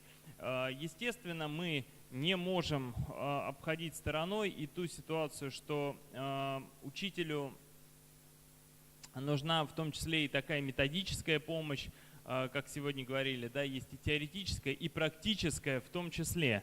Естественно, учитель должен обладать определенными конкретными способами, навыками работы с каждой категорией детей, да, и доступ к информации, к когда такой ребенок уже сидит в классе, да, достаточно сложно, часто у нас времени, да, у нас время, самый такой важный ресурс, часто не хватает, потому что в принципе информации-то много. Да, у нас есть федеральные стандарты, у нас есть адаптированные программы. Ну, во-первых, да, давайте посмотрим на объем этих программ, да, во-вторых, давайте посмотрим на язык, которым они написаны, да, вот в частности по задержке психического развития. Вот у нас был вебинар, да, по особым образовательным потребностям. Какие там формулировки?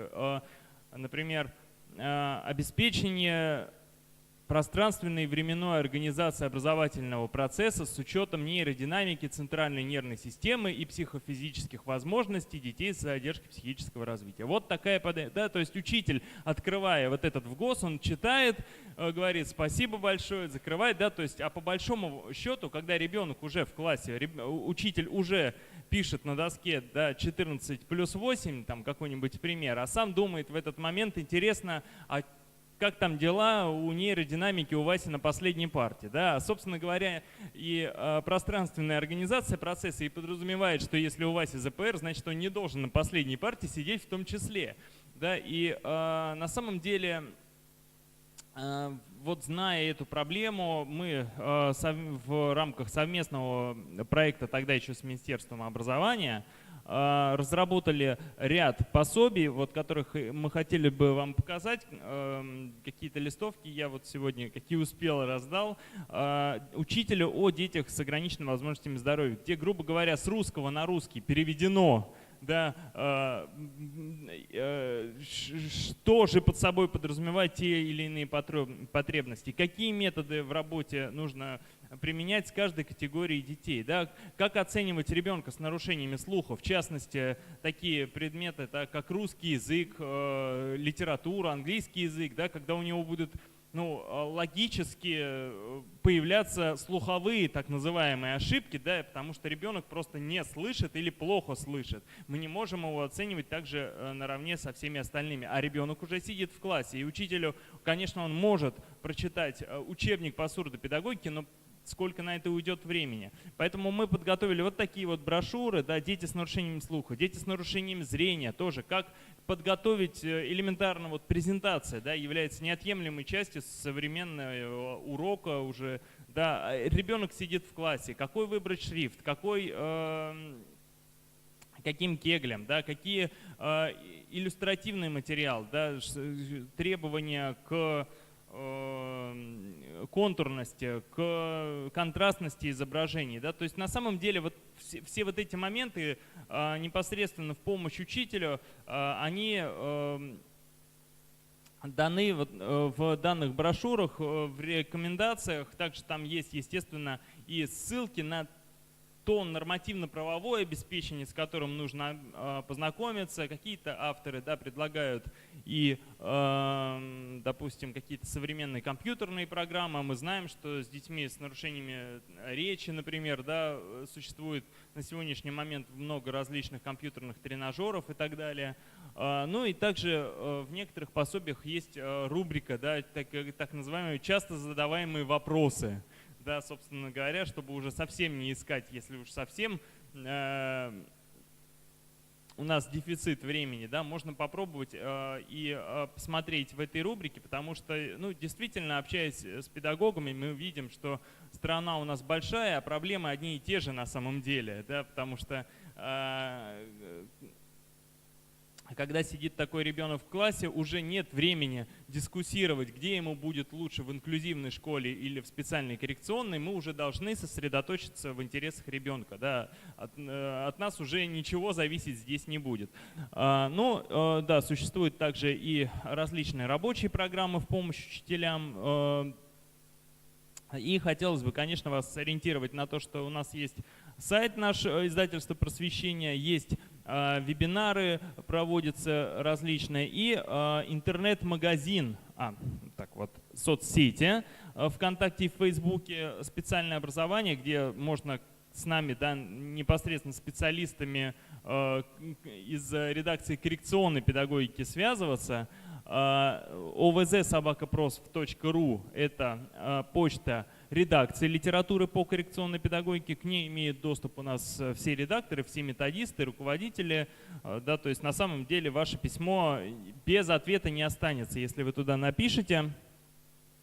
И что касается интернет-магазина shop.prosv.ru, и здесь вот, да, представлены всевозможные условия для Республики Коми. Вот такой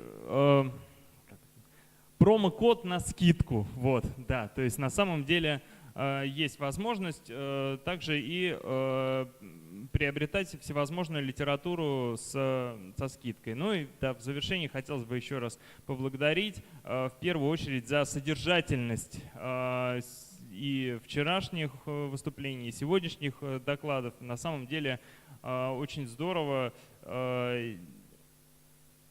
видеть не только поднимаемые проблематики, да, которые очень часто у нас любят на всевозможных больших педагогических форумах обсуждать, но и пути решения, да, что очень важно. Учителя делятся своими технологиями, и такой обмен опытом очень важен. Спасибо большое. Есть ли вопросы? Да. Спасибо.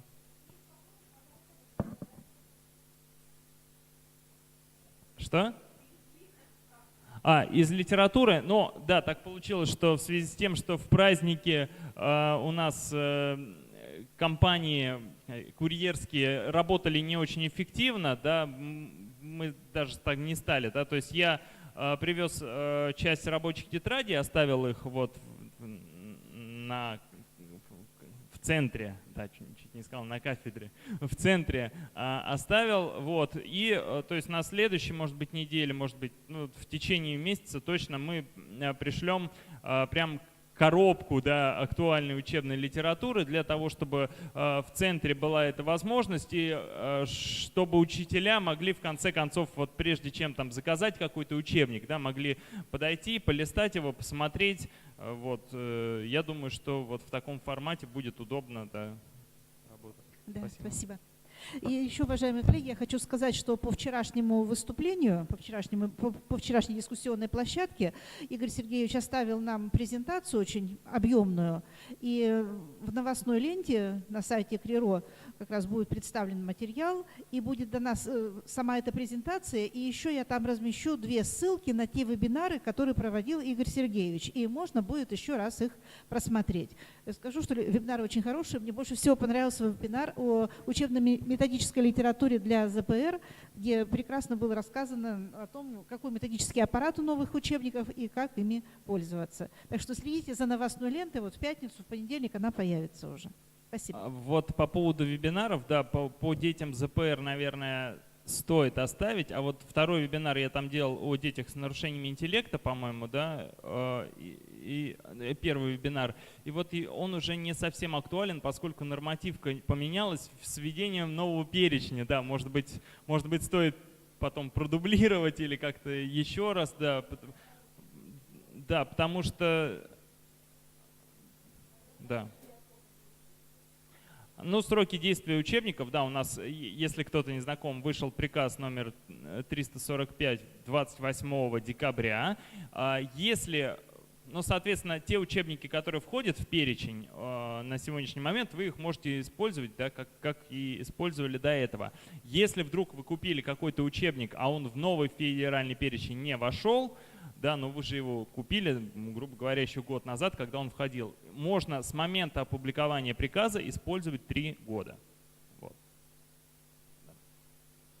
Да.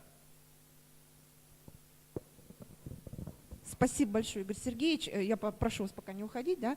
А поскольку у нас прошла такая конструктивная работа вот в прошлом году, да, когда у нас проходили вебинары, вот мы надеемся на дальнейшее сотрудничество, да. Надеемся, что еще проведем несколько вебинаров в таком же направлении, поэтому, пожалуйста, отслеживайте, смотрите. Я так думаю, что дальше будем работать вместе еще, да. Все, спасибо большое.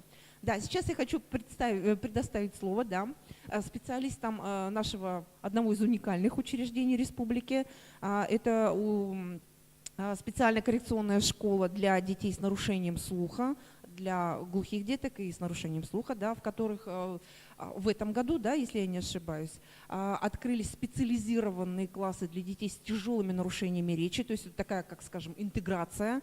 Поэтому предоставляю слово, пожалуйста, Оксана Витальевна и Елена Владимировна, пожалуйста.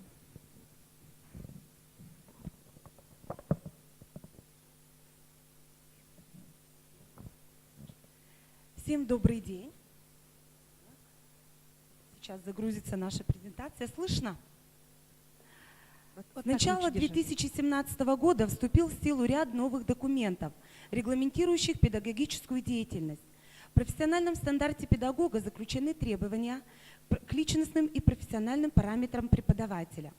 Необходимыми навыками педагога являются умение применять методы перехода от игры к образовательной программе, умение обеспечивать учеников необходимыми условиями для максимально действенного восприятия информации. Исходя из категории обучающихся нашей школы, вы видите на диаграмме, это дети с кохлеарным имплантом, слабослышащие, с тяжелыми нарушениями речи, глухие. Вышеназванные навыки профстандарта педагога являются необходимым условием в работе. Зачастую степень сохранности слуха оказывается недостаточной для нормального овладения устной речью, поэтому использование других сохранных анализаторов, в том числе зрительного, становится необходимым условием для повышения качества образовательного и воспитательного процесса с данной категорией обучающихся. Приоритетными направлением в работе становится применение информационных технологий. Актуальность нашего опыта обусловлена еще некоторым рядом причин. Слово Елене Владимировне. Следует отметить, что в нашей школе есть квалифицированные педагоги, которые прошли обучение на портале «Сеть творческих учителей» по созданию креативных образовательных ресурсов. Мы учились не только создавать интерактивные презентации, но и соблюдать авторские права, активно обсуждали создаваемые интерактивные ресурсы. Успешно освоив данный мастер-класс, мы получили соответствующие свидетельства. Просуществовав 12 лет, портал «Сеть творческих учителей» закрылся. Но в нас жила идея продолжения данного мастер-класса, подобного мастер-класса. Нереализованный творческий потенциал педагога, наличие опыта по обучению коллег подтолкнуло нас к созданию группы экспертов, тех, кто прошел мастер-класс на портале «Сеть творческих учителей». Мы набрали группу педагогов, желающих научиться создавать интерактивные презентации. Перед вами вид площадки проведенного мастер-класса для педагогов нашей школы. Требования к создаваемым ресурсам были строгие. До финала смогли дойти только 4 участника. Их работы размещены на школьном сайте. Надо отметить, что наша школьная администрация всегда поддерживает наши начинания, создает условия для профессионального развития сотрудников. Актуальность нашего опыта заключается еще и в готовности дальше транслировать его в педагогическом сообществе республики. Опыт носит уникальный характер. Ценность нашего опыта заключается в создании условий для корпоративного обучения коллег, возможности применения полученных знаний, умений для своего профессионального роста. Перспектива идеи создания интерактивных презентаций видится нами в проведении этого мастер-класса для педагогов, работающих с детьми с ограниченными возможностями здоровья на площадке КРИРО. Организация этого дистанционного мероприятия позволит активизировать процесс формирования IT-компетентности педагогов, создаст единое образовательное пространство Республики Коми.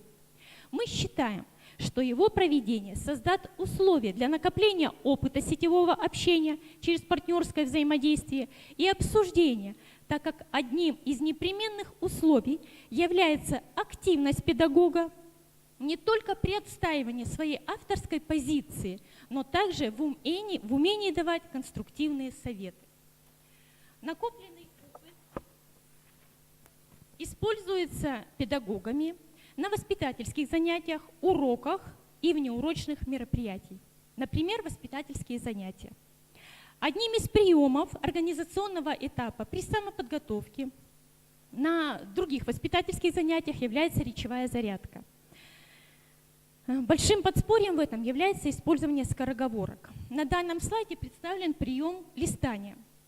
Этот прием подталкивает детей к самостоятельному выбору скороговорки, которые учащийся сможет четко произнести. А сказочный герой Ушарик в данном случае – это персонаж, хорошо знакомый имплантированным детям. Прием листания имитирует перелистывание книги, причем в обе стороны. Далее, прием шторка можно использовать при развитии слухового восприятия неслышащих детей, а именно при развлечении музыкальных инструментов. Клик по кнопке запускает звучание барабана. Воспитатель имеет возможность не только проверить, как обучающийся слышит дробь барабана, но и активизирует в речи глаголы, которые являются неправильным или правильным ответом. Неправильные ответы исчезают, а правильный ответ, глагол гремит, открывает шторку и подтверждает правильность ответа появлением барабана. Интерактивные приемы также используются нашими педагогами на уроках. Передаю слово Оксане Витальевне. Спасибо. На государственном выпускном экзамене по русскому языку выпускники нашей школы пишут изложение, сжатое или подробное, с творческим заданием. На этапе подготовки обучающихся наши педагоги используют различные приемы в работе над сжатием текста. Так, учитель русского языка и литературы Галина Михайловна Уразова, обучаясь на мастер-классе при нашей школе, создала ресурс «Сжатое изложение» для обучающихся 8 класса, в котором подробно раскрыла все пункты работы над изложением. При составлении плана изложения педагог использовала анимированный прием Сорбонка. Вот вы видите его на экране. Этот прием помогает обучающимся с нарушениями слуха с опорой на картинку вспомнить и назвать пункт плана. Возвращаясь к профстандарту педагога, заметим, что организация воспитательного процесса и обеспечение развивающей деятельности посредством организации учебных занятий и различного рода мероприятий – это важные функции каждого педагога. Безусловно, каждое внеурочное мероприятие в нашей школе сопровождается интерактивной презентацией, учитывающей речевое развитие, степень нарушения слуха и речи, возраст и интересы обучающихся. Так, при ознакомлении обучающихся со сложной структурой дефекта 6 класс с разнообразием животного мира Национального парка Юга-2 используется интерактивный прием «Лента». Вот вы видите демонстрацию этого приема, который позволяет представить изображение групп животных и содержит достаточный речевой материал для данной категории детей. Перейдем к другому приему. Технологический прием «Экран» применяется для показа презентации серии тематических изображений. К примеру, демонстрации Печора-Илычского заповедника. После чтения краткой информации ребятам демонстрируются картинки, и ребята, уже исходя из картинок, сами воспроизводят в речи то, что видят на экране. Таким образом, наш опыт проведения мастер-класса по созданию интерактивных презентаций показывает возможности профессионального развития педагогов в сфере специального образования. Наш творческий коллектив предлагает провести бесплатный мастер-класс «Разработка интерактивной презентации», в которой будет состоять из 10 занятий для 20 педагогов специальных коррекционных школ на базе Коми Республиканского института развития образования. Мы очень тесно сейчас сотрудничаем с Ириной Дмитриевной, с Натальей Александровной, которые нам очень сильно помогают в плане написания программы, разработки положения. Вот программы и положения уже имеются, они будут представлены на научно-методический совет КРИРО. И в случае принятия положительного решения обучение в мастер-классе может быть начато уже в октябре 2019 года. У нас все. Если есть вопросы, можете задавать. Ирина Дмитриевна. Спасибо за представленную информацию. В общем, уважаемые коллеги, мы видим сейчас перед собой уникальный опыт, когда люди выучились сами и хотят бесплатно учить других. И программу, которую они разработали, мы сейчас ее подправим и на методическом совете, который будет в мае, представим. И с небольшими, я думаю, там доработками эта программа вполне может быть реализована. Оксана Витальевна и Елена Владимировна очень суровые педагоги, как я их послушала. Но посмотрите, пожалуйста, приемы, которые они нам продемонстрировали, действительно, я думаю, так впечатляют. Не каждый может так вот выполнять. Но и учитывая то, что не просто презентация, а презентация с учетом особенностей детей, обучающихся в коррекционных школах, так, поможет нам стать еще более высококвалифицированными. И еще один момент, вот, когда вы составляете портфолио, там написан один из таких вот показателей, критериев, да, трансляции своего опыта, проведение мастер-класса, а тут не просто один мастер-класс будет, да, тут проведено будет 10 таких вот занятий, по итогам которого будет составлен какой-то определенный методический продукт. Я думаю, что нужно каждому теперь в каждой школе взвесить свои возможности и попытаться создать свой какой-то такой вот программу своего семинара. Так? Спасибо большое. Да. Угу.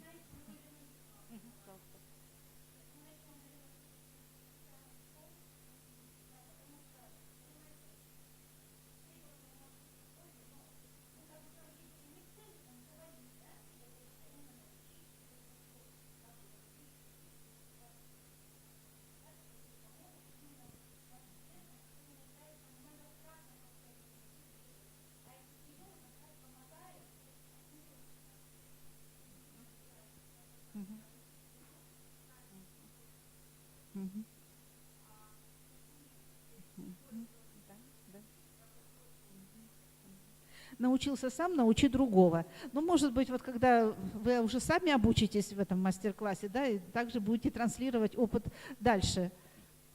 Спасибо. Спасибо.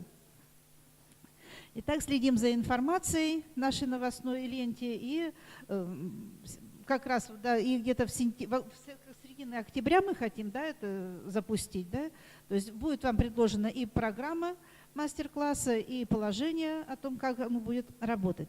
Уважаемые коллеги, мы реализовали программу нашей дискуссионной площадки. Пожалуйста, кто хочет выступить, подводя итог, так, может быть, еще раз озвучить какие-либо предложения в нашу резолюцию, то пока поступило только одно существенное такое вот предложение было сказано, да, но любое предложение ценно, пожалуйста.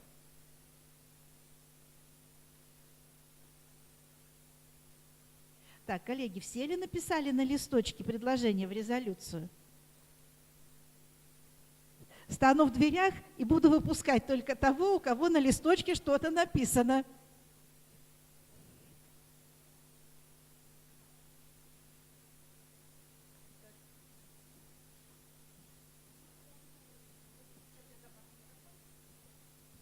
У нас в Нижегородском районе проблема обучения. У нас нет денег на обучение. Что нам вот эти вот курсы, которые создаются, да, если нет у управления образования денег на обучение? Мы-то все учиться за. Я написала, еще 3 восклицательных знака поставила. Так, потом. У нас проблема такая, что вот у нас, допустим, директора образовательных учреждений не создают консилиумы, ПМПК, когда есть ребенок ОВЗ, есть инвалид. Как мы будем работать? Да, мы проходили обучение здесь в КРИРО, я задавала вопрос. Если есть ребенок ОВЗ, создается консилиум. Не создается. А как я приду и скажу, вот я учитель-логопед, я сказала. Я ж не могу, как заставить директора сделать это? Вот как заставить директора выполнить этот закон? Или хотя бы что это? Распоряжение, приказ. Я ж не могу подчиненный заставить. Я уже на уровне управления образованием ставила этот вопрос. Не создается. Вот я написала, проконтролировать, обязать. Вот это вот я написала. Согласны? Что еще? Допустим, мы работаем, да? Вот я учитель-логопед. У меня приходит ребенок после ПМПК с расстройством.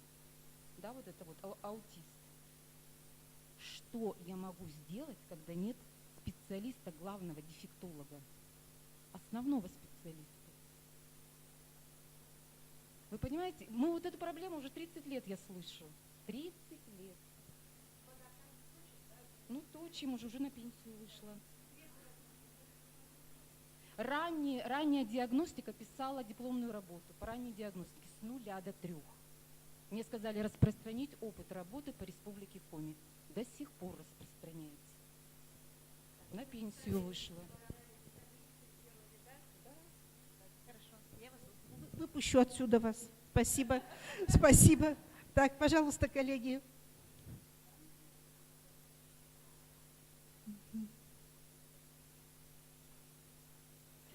Так, ну что, да. Не то, что хорошее есть, а мысль, которая у меня точит уже некоторое количество лет. Я директор школы коррекционной школы.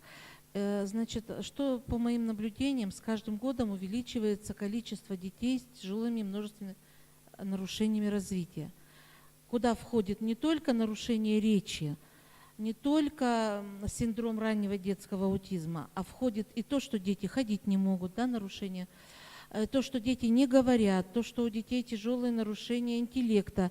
Но как с нас требуют? Необучаемых детей нет. Да? Всех детей мы должны учить. И особенно увеличивается в последнее время количество детей с РАС. Да. Но наши педагоги вот, сами научиться этому не могут. Вот я как уже обращалась к РИРО как-то, говорила, что обязательно все-таки нужно разработать эту программу. Не то, что вот этот семинар маленький, он платный, очень дорого в самом деле. Я согласна, что, извините, 12, там, 6, 4, 5 тысяч для педагога, который работает в сельской местности, и у которых, я не скажу, что большая зарплата, а учиться надо не один раз, а не чтобы вникнуть вот в эту проблему и уметь работать с такими детьми, нужно не один раз, не один семинар, а несколько. И я думаю, что все-таки вот разработать эту программу именно по работе с детьми со множественными нарушениями, как по СИПРу с ними работать, не только как составить этот СИПР, но как с ними работать, как проводить эти диагностики. А диагностик очень много. Как отслеживать это развитие? Все-таки до 12 лет обучения по СИПРу учитель-то как менять его, не менять его, всяко бывает, да? Вот. Да, нет, программа меняется, но бывает так, что и учитель меняется, правда? Уходит на пенсию, уезжает в другую местность. Учить надо наших, чтобы не только один какой-то учитель был, массово уже надо учить. Да. И вообще я думаю, что тут уже нужно не на базе КРИРО готовить, мое мнение, а уже где-то в вузах, в СГУ вводить не 72 часа, а уже целый курс, прямо так, чтобы он шел. С первого курса там да. Уже у самой, я сама логопед, у меня уже язык не работает самой. Вот, в общем, от нуля и до выпуска, чтобы он с самого начала, чтобы он знал психологию этого ребенка, чтобы не только, чтобы психология речи у них была, они изучали, чтобы неврологические основы речи они знали и прочее, прочее, прочее. Это целый курс должен быть. И не только там кусочек какой-то, да. И мы, получается, варимся в своей конуре, в своей кастрюле, так скажем, под закрытой крышкой. Вот. Спасибо.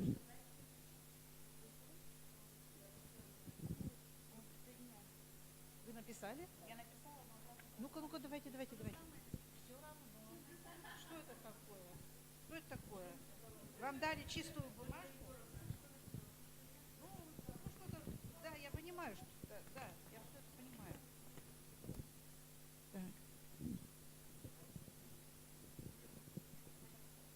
Речь, наверное, идет все-таки не о бесплатных курсах, а о том, чтобы просить Министерство образования сформировать государственное задание на подготовку и переподготовку соответствующего профиля.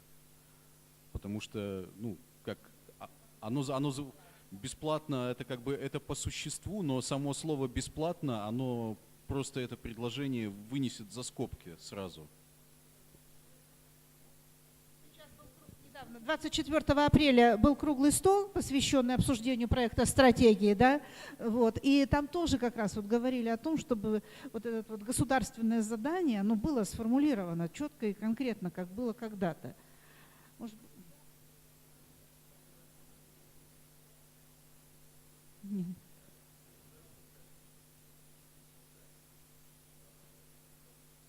На бюджетной основе, будем так говорить.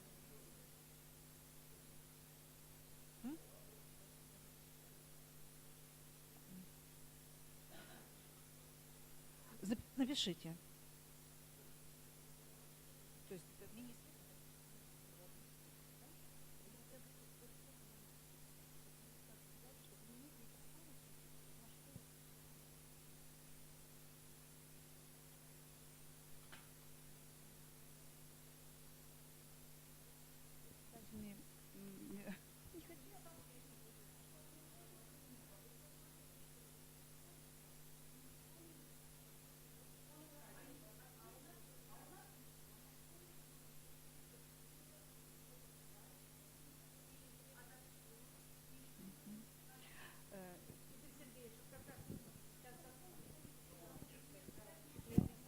Ну, смотря, да, по каким предметам, мы стараемся, да, этот... Здесь...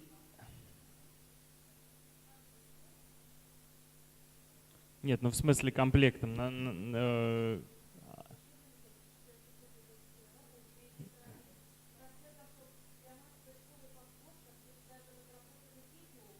Да.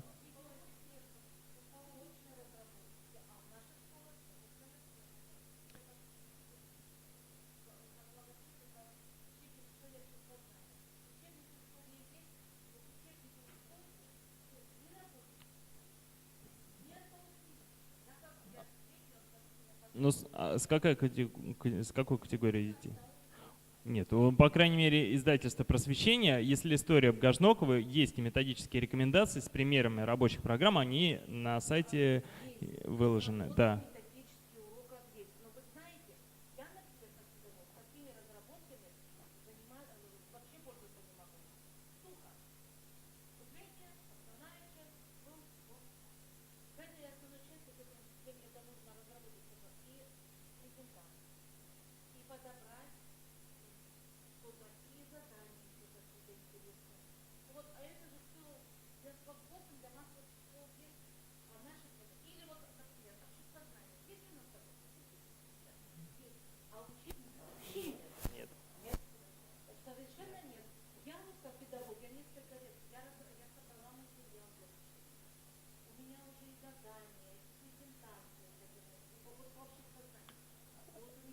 Оставьте контакты.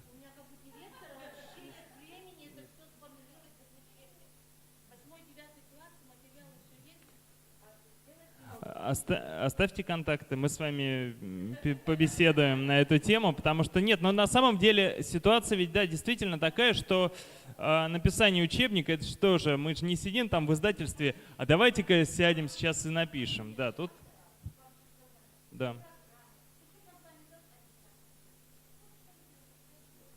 Ну, да, здесь у нас учебный план, он тоже у нас так появился внезапно вместе с ВГОСами, да, и, соответственно, ну, всякое бывает, да, то есть я вчера рассказывал такую историю, что у нас один педагог очень хороший долго-долго писал учебник, рукопись домоводства, и вот пока он писал, уже в ГОС приняли, и домоводство уже во втором варианте, и там совершенно другое наполнение. Да, то есть и куда теперь? Да? То есть на самом деле такие проблемы существуют, поэтому в любом случае, ну мы знаем, да, здесь опять же проблемы, собственно говоря, у всей России одни и те же. Это и профильный труд, да, который вчера мы поднимали, столярное дело, да, вот. Ну то есть на самом деле... О, 93-й, вы нашли новый. Я 89-го последний видел. Вот. Да. Вот. Ну, то есть на самом деле, К сожалению, да, получается так, что просто вот вы задали вопрос, почему у детей нормально развивающихся все сразу есть, да? Ну, если говорить, да, вот финансово, просто представьте, да, себя на месте человека, у которого есть, да, возможность сделать какой-то продукт. Тиражи у массовых учебников, у массовых школ совершенно иные, да, там в разы, в 100, а то и в 1000 раз больше, поскольку детей больше. И, естественно, для учителей общеобразовательных классов, для них вообще столько, у них мало того, что у них есть выбор и по учебникам можно различные, и куча программ, к каждому учебнику есть еще вариации рабочих тетрадей и так далее, потому что, естественно, это куча издательств на этом зарабатывает. Но что касается учебно-методического, здесь кроме издательства «Просвещение», там нескольких наших коллег, там из Владоса и СОТа, да, по сути, никто больше и не занимается. Вот, поэтому мы ведем эту работу по поводу обществоведения. Ну, сейчас ведем переговоры, обществознание, ведем переговоры с министерством. Ну, конечно, говорить там о какой-то уже конечном продукте еще рано, но и мы, и министерство в курсе недостатка литературы вот по этим проблемам. И министерство, естественно, тоже заинтересовано, чтобы можно скорее все предметы учебного плана, да, были закрыты учебно-методически. Да, то есть на самом деле такая проблема есть. И вот, ну, по тем предметам, по которым учебники уже выпущены, рабочие программы, они на сайте издательства «Просвещение» есть. Всем порекомендую, кто заинтересован, вы зайдите на сайт Просвещения, там очень хорошая структура, поисковик хороший, и можно найти очень много всякой разной информации, вплоть до того, что даже доступно для скачивания некоторые источники. Вот посмотрите. Ну, методические рекомендации, пожалуйста, используйте, да. Но нужно сказать, что для общеобразовательной школы тоже есть очень скупые методические рекомендации. То есть, ну, поэтому и от нас хотят творчества, да? Да. Ну, хорошо. Спасибо, уважаемые коллеги. Мы исчерпали нашу программу. Спасибо за беседу, которую вы нам организовали. Желаю вам всего самого хорошего. Заходите в наш центр, пишите, звоните.